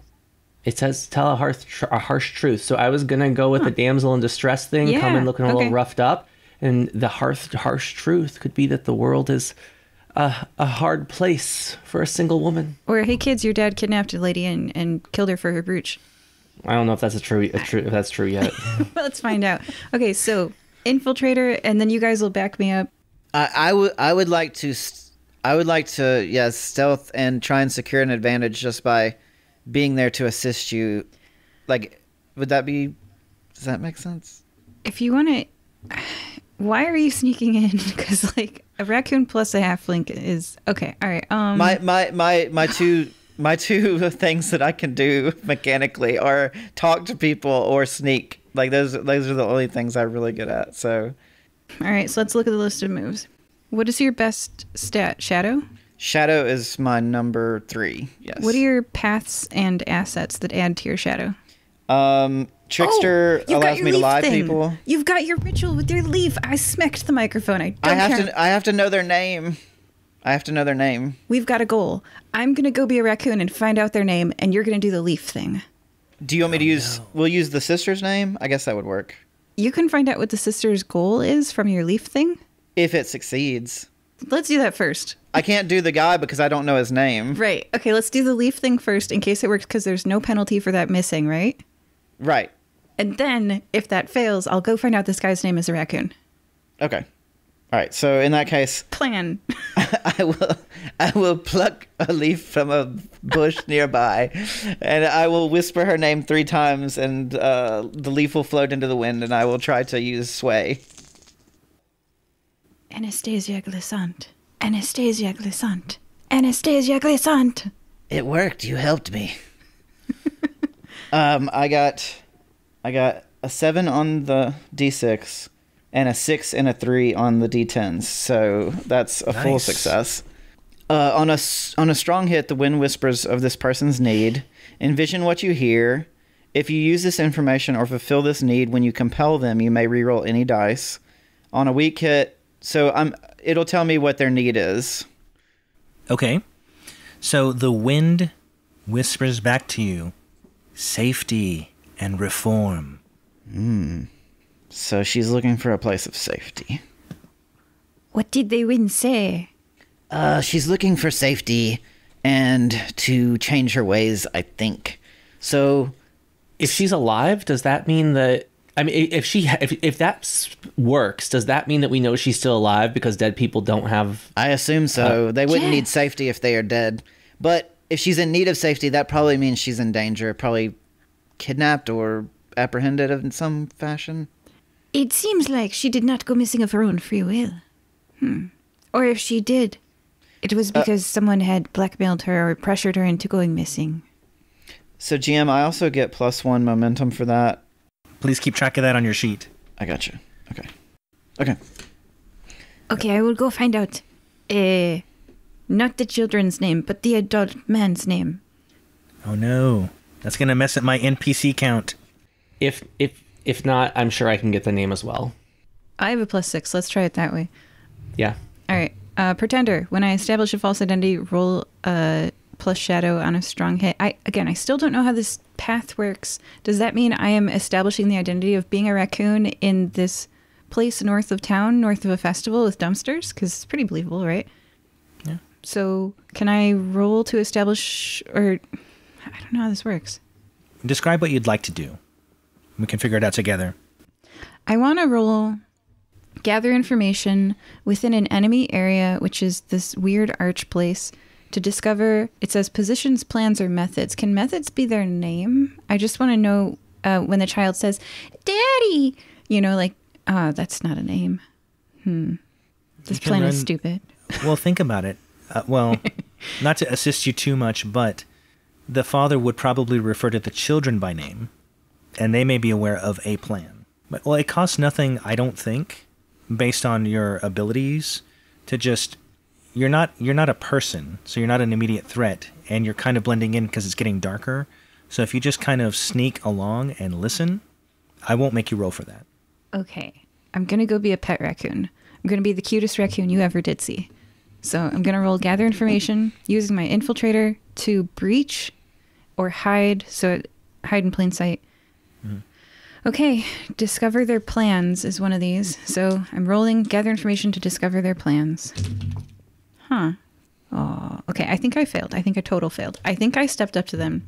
I think this is a full miss, which is your investigation unearths a dire threat or reveals an unwelcome truth that undermines my quest. Pay the price. Undermines your quest. Okay, I'm trying to think what the most obvious negative consequence would be. I walk up to them as a raccoon, going, children. Okay. I want to eat them, apparently. That's what it came off as. So, yes, you hear the kids scream. No, I'm adorable. And the dad turns around just because he's already tense. You can kind of tell that with his body language already. But he rushes you, and he tries to get between you and the children. The broom kind again. of at least, yeah. He pulls out a hand broom and tries to sweep you out of the way. I run with my tail. There's the most visible thing about me because I have a raccoon tail, and I flee. All right, you are not pursued, but they are heightened. And he's trying to calm the children. But he keeps trying to... he looks back at the arches as he does so. Well, what do we do from here? Dierdre. Yes? Oh, yes? Surely, do you have a plan, yes? Yeah, are we going with part 2 here? Is it time? Plan B. All right, plan B. And Dierdre pulls one of her daggers and starts artfully cutting up some of the clothing that she's wearing. She takes some dirt and smears it on the side of her face and across part of her hair. And then she puts on a big doe-eyed expression and starts panting so you can see bosoms heaving through the slashes in her shirt and runs into camp. And then a raccoon chases you towards the people. Help, please, please keep me safe. He looks up at you. So he's holding his children. As you approach, he kind of protects them instinctively. And he sees your disheveled look. I'm trying to think if this is a role. Are you, Yes, it is this a compelling? This is a compel by telling you the harsh truth that the world is dangerous for a single woman. That's some harsh truths. Huh? That's some harsh truths. It really is. Look, just look at me. Can I aid my ally? Yeah. Can you? I don't know how That's that, a mechanical how does that thing. mechanically work. It says secure an advantage, but I'm doing it in support of you, page 76. I don't know how this all works. So I think it's a plus shadow roll for stealth or trickery or deception. All right. So if you secure advantage and direct support of an ally and score a hit, they, instead of you, can take the benefits of the move. And essentially you're trying to pretend like you're a rabid raccoon, right? Like That is deception and trickery. So I'm going to roll plus absolutely. shadow. And if it doesn't hurt, it won't hurt you. Oh my gosh. Gain a momentum, Dierdre. Because it was a weak hit. Okay. Hey, did something. And actually, okay. Let me roll mine first here. All right, so I get a +4 for this because the ability gives me another one. So I know I picked heart. 2 + 4 is 6. 4 and 3. So I think I got a strong win. Yeah. Okay. Yeah. Okay, read So- the thing. So which move did you use? Compel. Let me pull that back up. So they'll do what you want or share what they know. You take 1 momentum. If you use this exchange to gather information, make that move now and add +1. All right. So I actually gained 2 momentum, correct? Yeah, Because from I want me a +1 and from the yourself. ability. Yeah. Correct. Perfect. Well, no, I gained 1 from you. I think I gained 2 from me. 1 for just doing it, and another one because of my ability. I get an extra momentum from it. Nice. Nice. Yeah. And then for gather information, you discover something helpful and specific. Oh, I was And- doing compel. Right, For compel. him to. It gives you it says make that move now. So I'm just fast forwarding. Gotcha. Okay. Anyways, so I did that. GM. Make that move now. Okay, so do I succeed or do I have to roll again? I think it's a gather information roll because you did compel first, and then it's to get. If this is to help with the gather information, you do that roll with this advantage now. More rolls are bad, so just take the compel and say they'll do what you want or share what they know. Well, I guess they'll share what they know. One. Right. So, do you want me to just respond to that first, and then you can decide whether you'd like to continue the line of questioning or whatever? Sure. Okay. Share what you know. So he kind of relaxes a little bit. Okay. There's a raccoon coming for you. Please, help! There's a raccoon! Please. Yes, come over here. I have a broom. You should be safe. If you say so, sir. And she scurries behind him. She clings to him, clutching his bicep, saying, "You seem strong. Go ahead." He is distracted. He's like, thank you. Shoo! And he tries to first from a distance shoo you away, and to see if that works. Does that work? I bare my teeth, but then flee. Yeah. Okay. It's like, Oh, okay. thank you, my brave sir. And she buries her head in his shoulder and just starts sobbing. He can feel the tendrils of her flame red hair tickling the whiskers growing on the side of his chin. Oh my gosh, this is like a romance novel. This is awesome. So he hesitates at first, but sensing her vulnerability, he slowly kind of embraces her and said, "Now, it's okay. You're safe now. Are you here to seek sanctuary too?" I suppose that's one way of looking at it. She stops crying and looks up at him through her eyelashes, her fists pressed against his chest. He says, "Well, I think we're in the right place. I got the note, but I think we have to wait until the moon is up." I didn't get any note. What is this place? "Have you not heard? This is for..." And he kind of eyes you suspiciously, but also sees how distraught you are, and all his hesitation melts away. And he says, "This is the place where people go for safety. This is the sanctuary, the Redeemer's Keep." And he kind of gestures toward the arches.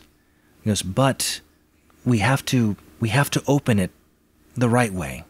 I think you've come right on time." And as he's speaking, the last of the sun dips below the horizon, and on the opposite horizon you can see the moon starting to rise, and it's a full moon. And when that happens, there's an eerie feeling like something's not quite right that surrounds not just the immediate area where you are, Dierdre, but Errol and Krista, you feel this too. So it's kind of there's almost a tangible feeling, and the remnants of the older building are collapsed. They're not moving or anything, but in the light of the full moon, the grounds seem to emanate this magical energy. And he turns to you, Dierdre, and says, Do you feel that? I think it's time." I do. I feel it too. At this point, I'm going to walk up to the raccoon Krista, and I'm going to say, "Play dead real quick." And I'm going to pick her up from the scruff and walk up and say, I found this dangerous raccoon and I dispatched it. Oh.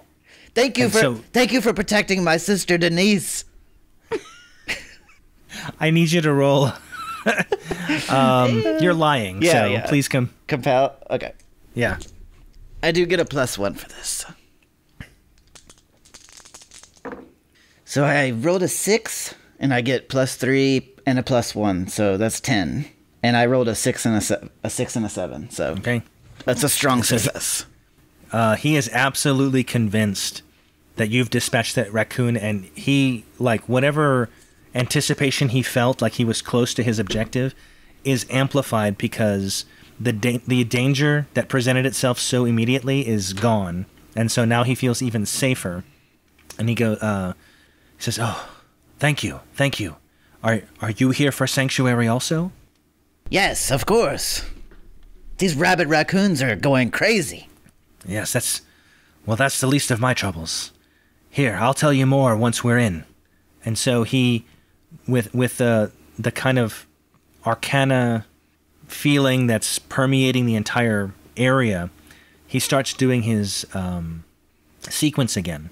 And so he goes through the first arch, and then back through the first arch, and then through the second arch, and back through the third arch, and then he enters the fifth arch, and he vanishes. I'll follow the pattern. Carrying the dead raccoon. Yeah, carrying the dead raccoon. So his children see him, and they're tense because he's gone, and so he instructed them as to what the sequence is, and so they start to get up, and they go through the sequence as well. So do you want to just watch them, or what is you're following them? Yes, I'll put the raccoon on my shoulder, and I'll follow the pattern they're walking. Okay. All right.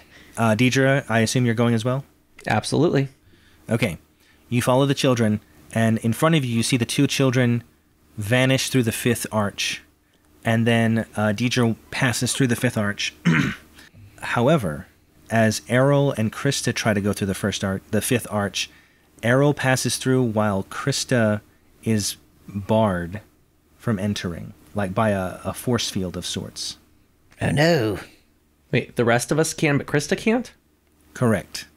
Why? And let me explain a little bit further also.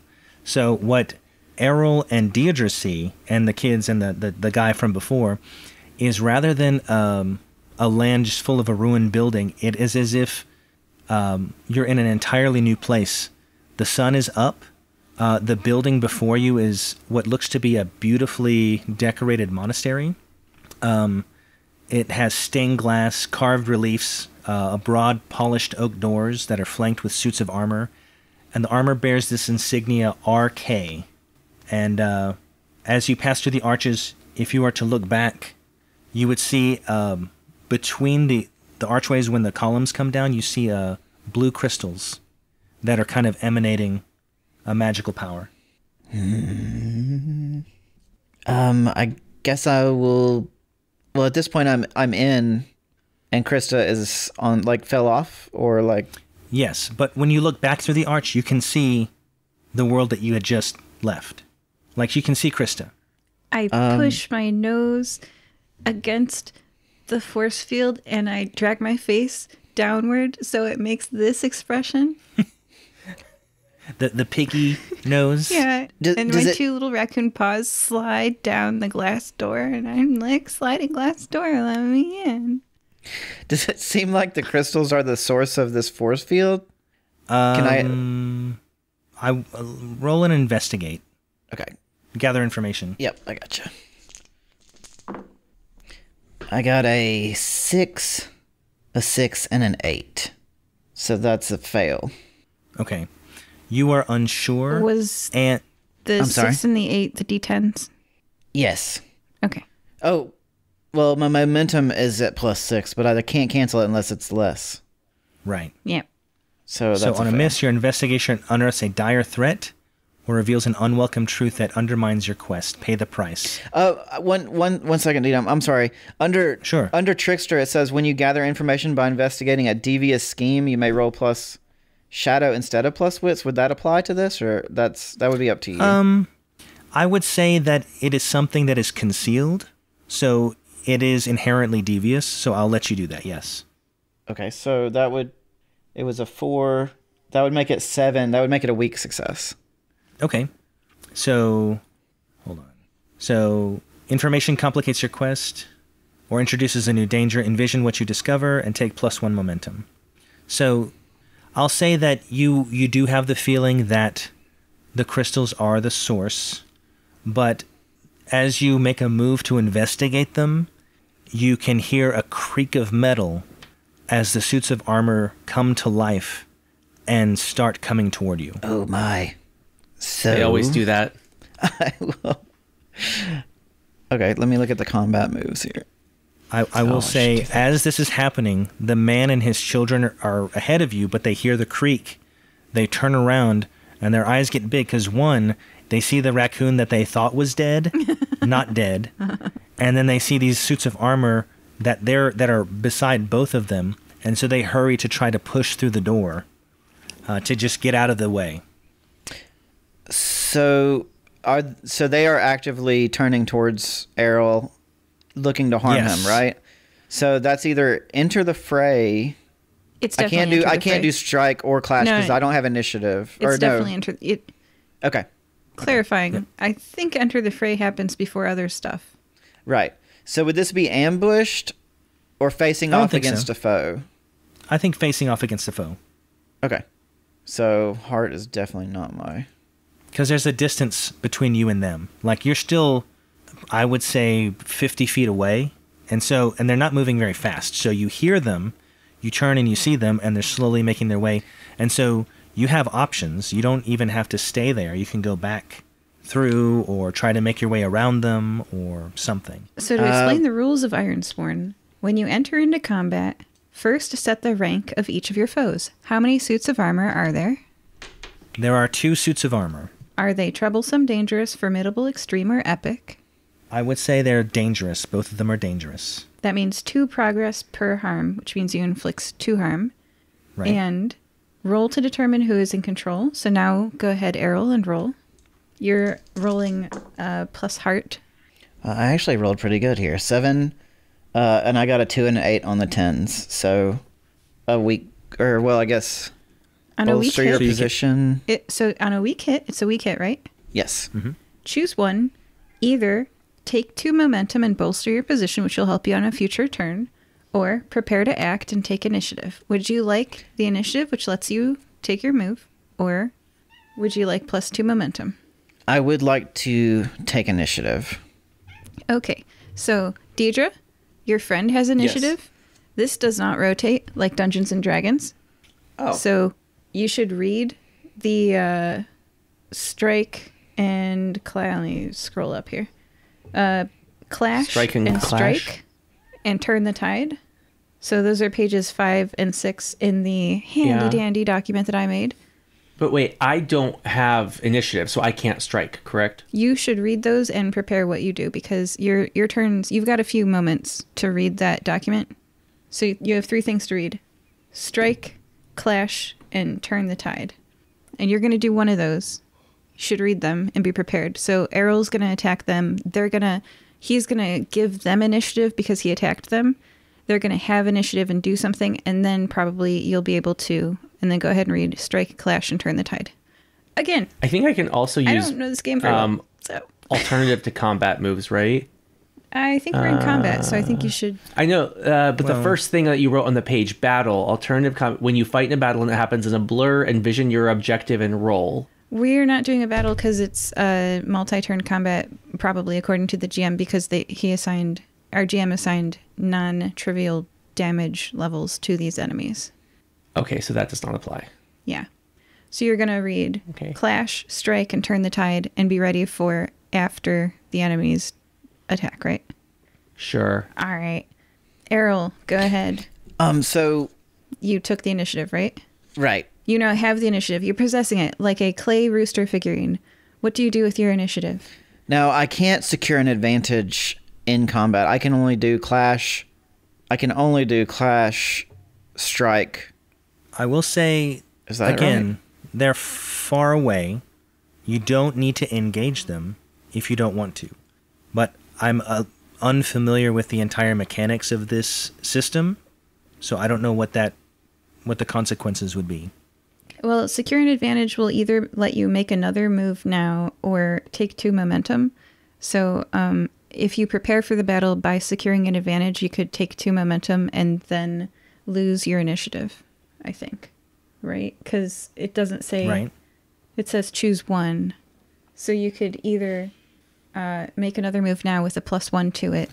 And rolling dice in Ironsworn is really hard. So on a strong hit, you can choose to add 1 to your next roll. I wouldn't do that. I'd say mechanically that seems like you're risking failure twice for a possible +1. On a weak hit, you just get +1 momentum, and it seems like you lose initiative. Okay. So I I'll don't know just this game very well, but that okay. does seem I'm just like... gonna draw my rapier and I'm gonna strike him. We'll see how that goes. Okay, All right. so go ahead and read strike. I am rolling plus iron. Reading strike, when you have initiative and attack in close quarters, which means you're running up to the statue and attacking it, you roll plus iron. When you have initiative and attack at range, roll plus edge. So what are your iron and edge stats? Edge is 1, iron is 2. Yeah, makes sense. Because I use a rapier, I don't have a ranged weapon. Yes, I will pull my rapier and I will attempt to find a weak point in this armor and slash at it. So I got 3 plus 2 is 5, and I rolled 2 4s. That's a match. Oh. There's something special in a match. You got a Yes. super-de-duper-de strong hit. On a strong hit, inflict plus 1 harm, and you retain initiative. You can do it again. Nice. So I get plus 1 for the strike, and then plus 1 for the match, and then I retain initiative. Or no, I'm sorry. The match represents a twist in the narrative, something interesting or a new opportunity when you roll a match on your challenge dice. So because you got a strong hit and it matched, then something else happens that's positive for you besides so the harm. that's for you to decide narratively, and then I get the Right. plus 1 harm. So it's 2 normally, and then you get plus 1 for a strong hit. Right. And then you retain initiative. So I will say you manage to find a weak point in what seems to be an impenetrable suit of armor. Like you're able to kind of hit it right where the visor would be, and its face, there's nothing behind the visor. But as you do so, you when you retract your sword, you pull off the helmet of the one, and it flips off of your sword and falls directly on one of the crystals, cracking it, and then it stops glowing, and then Krista tumbles through the archway. Whoa. Excellent. Thanks for your matching dice. And then it said you retained initiative. So, Dierdre, 3 damage were dealt to... Wait, no, 2 damage... Wait. 1 plus the 2 for the ranking of the enemy, right? Did I do that right? Hold on a second. 2 progress per harm for a dangerous foe. Right. So 2 damage progress. were dealt and then 1 for the strike. So that's 3 harm total. Dierdre, it's at 7 out of 10 hit points, and Errol's about to go again because of their super awesome roll. Okay, so does he go now, or Yeah. do I go? Yep. Okay, Still perfect. Errol's turn. Retained Good. initiative. Errol, go again. All right, 1 second. Okay. Yeah. I'll just I will slash with my rapier, and I will slide between the armor's legs. It's large enough for me to do that. I'm guessing I'm a halfling. Yes. And I will go up on the other side and attempt to strike it again. All right. All right, so I got another match, but I rolled a 5 plus 2 is 7, and I rolled 2 6s. Oh, that's a strong... Is that another strong hit? I promise you, strong I'm hit. going to take a picture just so you guys no, can... it's okay. Don't take a picture. Okay. Oh my gosh. Same thing happens right. again. You're at 4 hit points out of 10 now, right? Yes, because you've knocked down 3 because of this strong hit, and you still retain advantage, or initiative, sorry, and something creative happens that helps you. I will say that you manage to push it as you strike it into the second set of armor and knock the second set of armor on the ground, and it is lying prone, and it tries to get up but cannot. I will take this... I still have the initiative, so I will take this opportunity and I will attempt to strike the one laying down. We'll see how it goes. All right. So that one... Wait, I got another momentum for that, didn't I? Yes. So I'm up to 8. Ironsworn doesn't really make sense to me. Why are we all watching one person hit a thing to death? I know. So that would be... I rolled a 3... plus 2 is 5. And I got in a 6 and a 7, but because my momentum is up to 8, I'll ignore that 6 and make it a weak hit. So my crazy streak... Wait a minute. You rolled a 7, right? I rolled a 3 plus 2 for iron is a 5, Okay. and I rolled a 6 and a 7. And On I the had... I 10s see. Versus and I had- a 6 and a 7. I got it. Yeah. Okay. Yes. And I you're had right. 8 momentum, so that would ignore the 6. Sure, yeah. Right. It ignores one of them. So on a weak hit, inflict your harm and lose the initiative. Does it immediately go to 2 for the momentum after I use it? Yes. Okay. So that was inflict your harm and lose initiative. Okay, yep, that's fine with me. That was a pretty good run. The enemy went from 7 with your first hit, down to 4 with your second hit, and now it's down to 2 with your third hit. And we're all just like, Dierdre and I are looking at one another like, yeah, we brought a good party member here with us. Mm-hmm. I'm glad that they know what they're doing. Mm-hmm. Okay, and now you lose the initiative, which means GM. Which means they go on the offensive. So the one on the ground is temporarily incapacitated. And the one without a head is trying to strike at Errol because he's causing most of the problems. And so he attempts to strike at you. Is that something I need to roll, or would that be Errol rolling as well? I think I'd be... Face harm. Yeah, face... Yes, face harm. Or, I don't know how fights work in Ironsworn. What do you guys think? I see endure harm. Hold on one second. No, that's a suffer move. I think face I feel danger. like you'd have to roll against something. Face danger. Clash is when your foe has initiative and you fight with them in close range. No, it's face danger. When you attempt something risky or react to an imminent threat. So are you reacting, Errol, with speed, charm, a forceful defense, deception, or expertise? I really think it's clash. When your foe has initiative and you fight with them in close quarters, that seems like that's what's happening. When you exchange a volley at range or shoot an advancing foe. So plus iron because he's close combat, but it would have been... Inflicting your... Do you see the wording on that? On a strong hit, inflict your harm. So you hit them even when they go to hit you? Well, if they're going to hit you and you can parry and react, that is a possible outcome. Okay. But the weak hit and the miss, you get hurt. Face danger when you attempt something risky or react to an imminent threat. Yeah. Okay, I'm up for whatever. I'm not sure which one is better. We can take turns. Clash this time, endure harm next time. Or face danger next time. Okay. Because we don't know the rules of this game. So clash is a plus iron, which I've been rolling this whole time. So right. That was plus 2. All right, I got a 6, and it's a weak success. I got a 5 and a 7, and I rolled a 6. So okay. So inflict your harm, but then pay the price. Your foe has initiative. I will say you were able to strike him, but he also... I think this is the one without the head that you're striking, correct? Yes. Okay, so I think he's done because he had 2, but as he's falling and swinging, you catch a little bit of the blade and the armor falls on you. So the harm, I take 2 harm, or no? Yes. Okay. And the price is you're now pinned temporarily under a suit of armor that isn't moving. Oof. And they retained initiative. So you defeated initiative. him. Well, and I think that's... You have to roll to... so it said they retained initiative in the... But you have to roll to end a combat, so it's not... Oh. Yeah. Right. And there's a second one, right?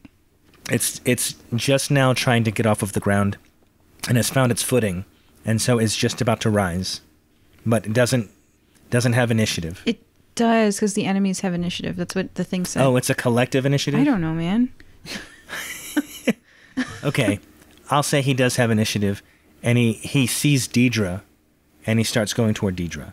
Right. Because Errol is hidden completely now. He thinks he's out of the equation. And there's no defending per se in this game, right? Well, last time we used Clash because we don't know what we're doing, and this time we're using Face Danger, which is on page 2 of the handy dandy alphabetical moves PDF file that I sent you. Face Danger, when you react to an imminent threat, envision your action, Dierdre, and roll. How do you react to this? Here we go. Statue coming at you? Duck and roll. All right, roll your dice. All right. Plus edge, probably. I'm looking. I'm trying to think of a way to actually do this plus heart, because that's what I'm best at. With charm, loyalty, or courage. Yeah, courage. She's gonna drop her shoulder and just charge this thing and try to knock him back. Okay, cool. Yeah, we're gonna do that. All right, so I gotta roll my dice. Ooh, I rolled a 6, plus 3 is gonna be a 9. And then Nice. 7 and 4. A win. Nice. You are successful. You knock it back down on its butt, and you get 1 momentum. Oh. Nice. Does that mean it's my turn to attack now? It granted you initiative because it was coming at you, right? I don't know how initiative works. Who's got the statue of a rooster? I will say I'm gonna that say I do. After you do that, Yeah. this is how I'll do it narratively. You do that, and it's causing quite a commotion. It's very loud, and you see the giant oak doors burst open inward, and in the middle of the doorway, you see an imposing human dressed in black studded leather armor and wearing a deep red cloak, and he looks to see what's happening, and you hear him speak. I see some of the fire-breathing kittens have come for a visit. If you wanted in that badly, you should have let me know. Normally, I would dispatch the fiend who violated the safety of the Redeemer's Keep, but considering I owe the fire-breathing kittens a debt of eternal gratitude, I will let it pass. And then he waves his hands in a ritualistic manner, and the armor disappears. Is that someone we know? He seems to know us. He says, what brings you to our sanctuary? We are looking for Anastasia. Ah, yes, of course. She is here. Normally, we do not reveal the identity of the people that live here, but as I said, I owe you a debt of gratitude. Join me. Come into the keep and we shall discuss further. Dierdre sheaths her daggers. And I run up on Diedre's shoulders.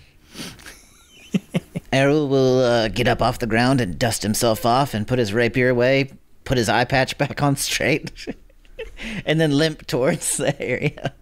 All right, so he escorts you into the monastery, and as you walk in, it's very spacious. The ceiling is very tall.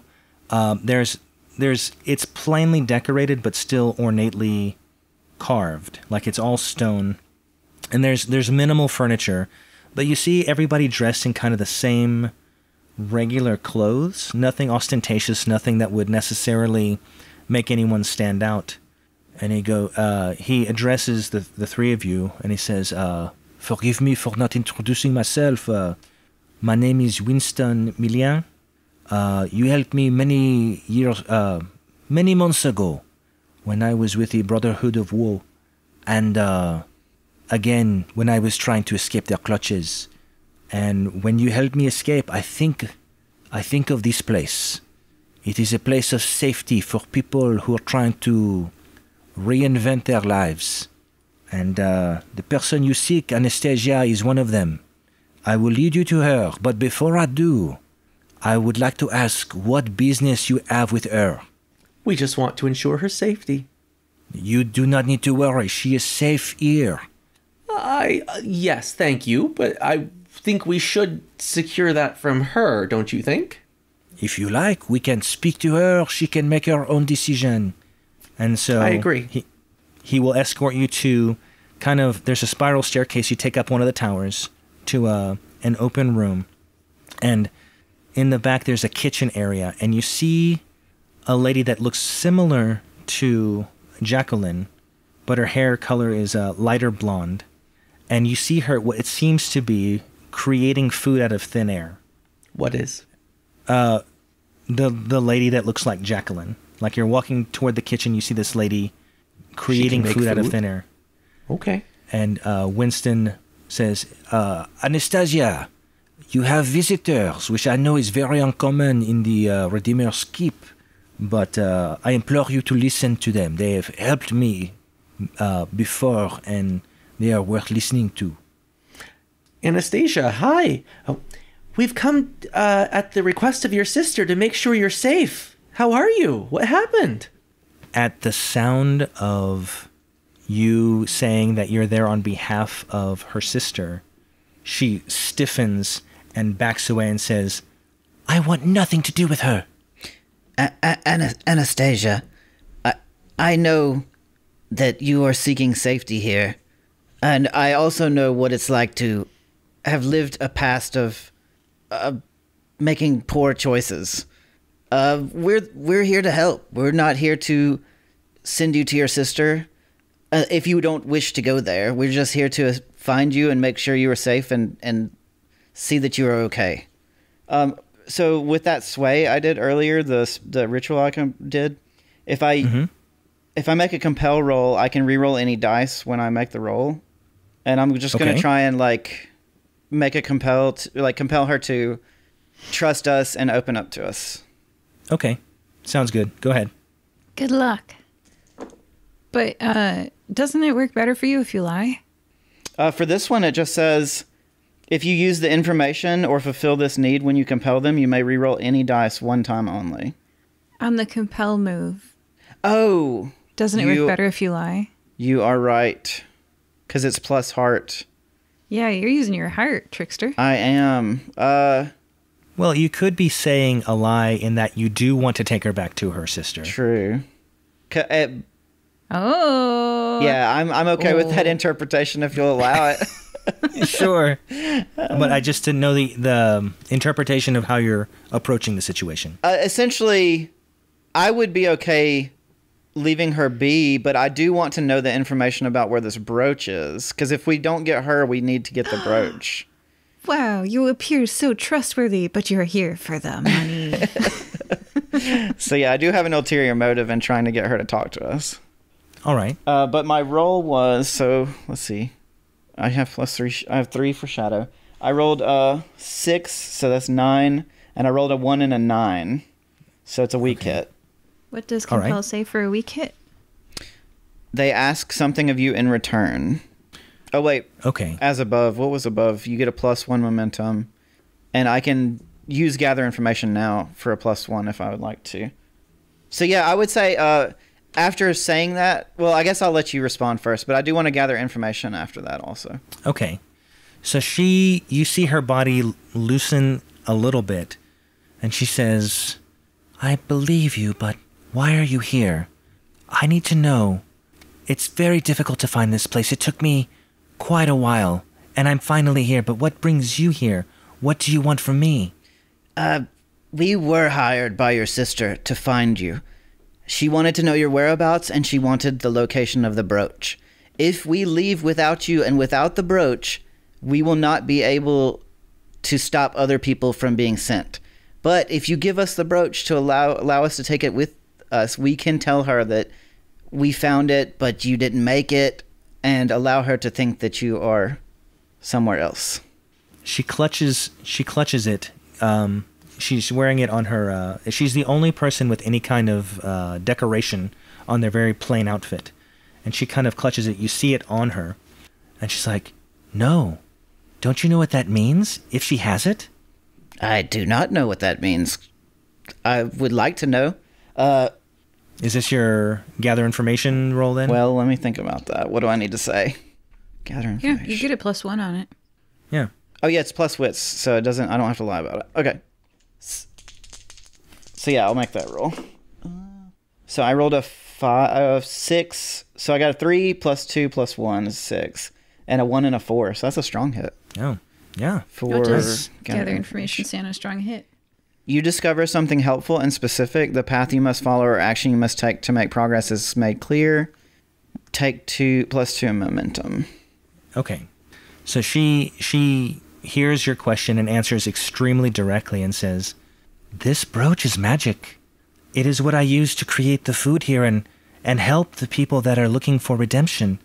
But in her hands, she wants to undo everything, not just this place, but the world itself, to undo what has been made. Don't you see? It's only because of the magical protections here that I'm able to hide from her." So the olive oil baron is gonna undo the world with a brooch?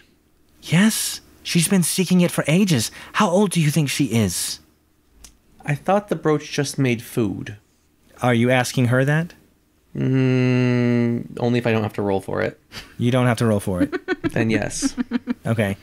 Well, yes, that's what I use it for. It has the power of creation itself. But when combined with the other heirlooms, it protects its user from being consumed by her terrible plans. And at that moment, each of you see yourself surrounded in a blue, translucent bubble. Like all three of you, including Winston, including Anastasia. Like you're all isolated. And then you hear, coming from the stairs that you had just come up, you hear a familiar voice, and she says, "I knew you would lead me straight to her, and I'm so glad I counted on the fire-breathing kittens to do my dirty work. Of course I couldn't find her. This place..." And she looks around, and just very casually, because she has all the time in the world, she's like, "This place has very strong magic, but I don't know what you did. But whatever it was, I found her immediately. And here I am, and there's the brooch. And if you please, I'll go ahead and take that now. Feel free to keep the gold that I gave you, whatever good that will do you." And she's able to move her hand through the stasis field that is surrounding Anastasia. She takes the brooch and combines it with the rest of the heirlooms, and it kind of combines into this one amulet. And you see her starting to concentrate, and the amulet starts to glow. And as she does that, and she's mumbling a recitation under her breath, and then as a sphere around her begins to grow outward from her, it takes you in, and as soon as you enter it, your stasis fields go down. So Anastasia and Winston and the three of you are now in this sphere that she's reciting. And as you look outside the sphere, you can see things going back in time. Any kind of decay is reversing, or people are shrinking into children. The building around you, the stones are being removed one by one, and she's just reciting. So we're in a bubble together, and we're all in the same bubble, or she's in a separate bubble? We are all in the same bubble. It's centered around her, but she was close enough to grab the brooch, and so now you're within the affected field. And so whatever you see outside the bubble is not affecting you, but is affecting everything else. How close am I to her? I'd say 4 to 7 feet. So, like, standing close to her. Yeah. Would you like to enter the fray?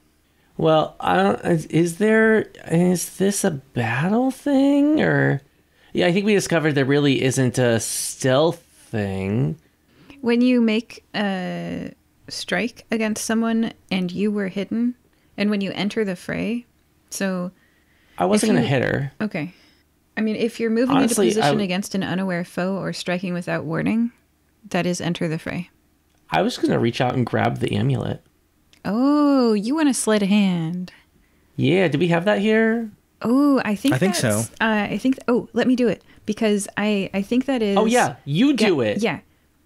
Okay, so here's the thing. Nobody's been paying attention to the raccoon, right? Right. So I'm going to try to roll secure an advantage using my pretender ability.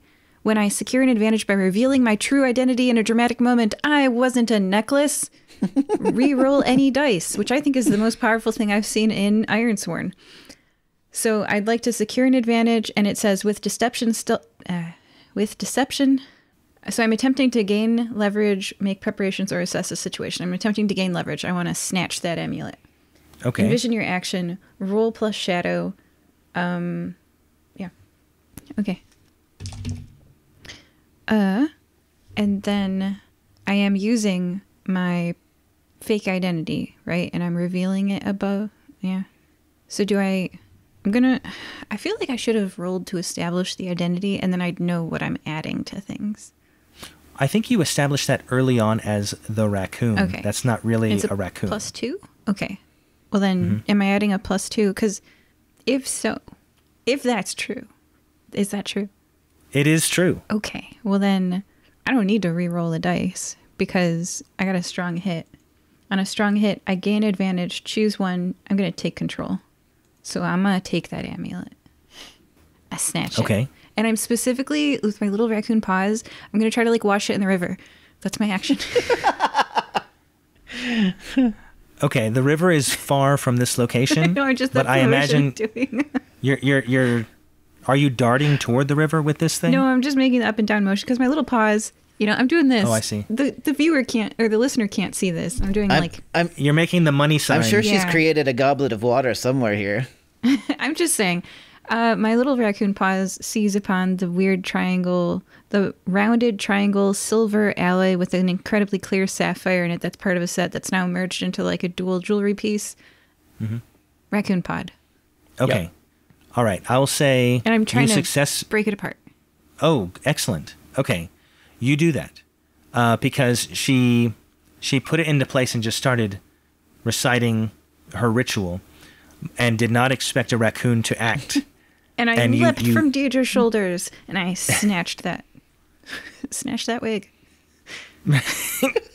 You remove what the brooch component of the amulet, and you see shock come over her face, and was like, "You fool! You've interrupted everything!" And she tries to reach for you or reach for the component, and oh man, that was such a good move. You should have brought that broom. Oh, no broom. And you see what would be like electric sparks in a feedback mechanism on her, and it's rippling around the bubble. And the time reversal stops outside of the bubble and then comes back and she's almost being electrocuted. So I'll just keep describing things unless you would like to jump in at any point here. My friends so are you're like, holding- that's cool. I would like to Yeah. pull my rapier and place it, point it directly against her neck and say, "Reverse this or stab it." It's like she's like, "It's already done," and you see everything coming back, and then as the sphere starts to recede around her, you see her start to get younger. Like she starts to time reverses for her, and anything that would have been in the sphere, but since it collapsed on her, you're unaffected. And so you see eventually a teenage girl holding a broken amulet, and then a preteen, and then a kid, a toddler, and then a baby, and then it just kind of the sphere collapses upon itself, and you have an heirloom set connected minus the brooch, and then a baby next to the amulet. I'll pull off my cloak and swaddle the baby and hand it to Anastasia. Anastasia begins to cry because she knows that I have to pause again because that was such a ridiculously good move that I did not anticipate you to do as a raccoon. And she cries and says, "I'm safe. Thank you. But I'm not reformed. I must stay here." And then she looks to Winston and says, Can we take care of this baby? My sister?" And Winston says, "Of course, this is a safe place for all. I will help you to raise this child in a proper way so they do not try to destroy the world, huh?" Everyone deserves a second chance. Bien sûr, you are correct. So Anastasia smiles, and she turns to the three of you, and she says, "I will have to be here for a while longer until I get myself under control. But in the meantime, I can write you a letter that gives you, I don't know what the power of attorney equivalent is in this world, but it gives you authority to execute the things of the house because people will question where the olive oil baroness is gone. And I can say as her representative that now you three are in control of the Empire. Does that suit you? That sounds excellent. I love olive oil. Sure. GM, I think I wasn't expecting this, but having control over an olive oil barony matches my vow to save up enough money to not have to kill for money anymore. Can I roll reach a milestone? Yes, I think that would be great. Or actually, it's not a roll. It just says do the thing. It just is? When you make significant progress in your quest by overcoming a critical obstacle, completing a perilous journey, solving a complex mystery, defeating a powerful threat, gaining vital support, or acquiring a crucial item, you may mark progress. Can I mark progress on my quest? Yeah. Wow. I think you've made significant progress. If you'd like to sell a share or... Yeah, you guys, I'm one step closer to not being a raccoon anymore. Winston turns... Did you say this out loud? No, it's to my party members. Okay. Thanks. And so, You do... I think... I'm sorry. Oh, go ahead. No, go ahead. You do so well as a raccoon, though. I think this is working for you. I don't know that you should turn back. Certainly in this battle system. I don't think you should take Bree's judgment of you seriously as a raccoon. Thank you, guys. All right. Well, I think that's a pretty good place to wrap it up. So, epilogue. You now have... The three of you, I would say, have a majority interest in that olive oil empire, with Anastasia being... she has an interest in it as well, but it's more like in a trust, and she's trusting that you'll run operations while she can have some financial security in the company.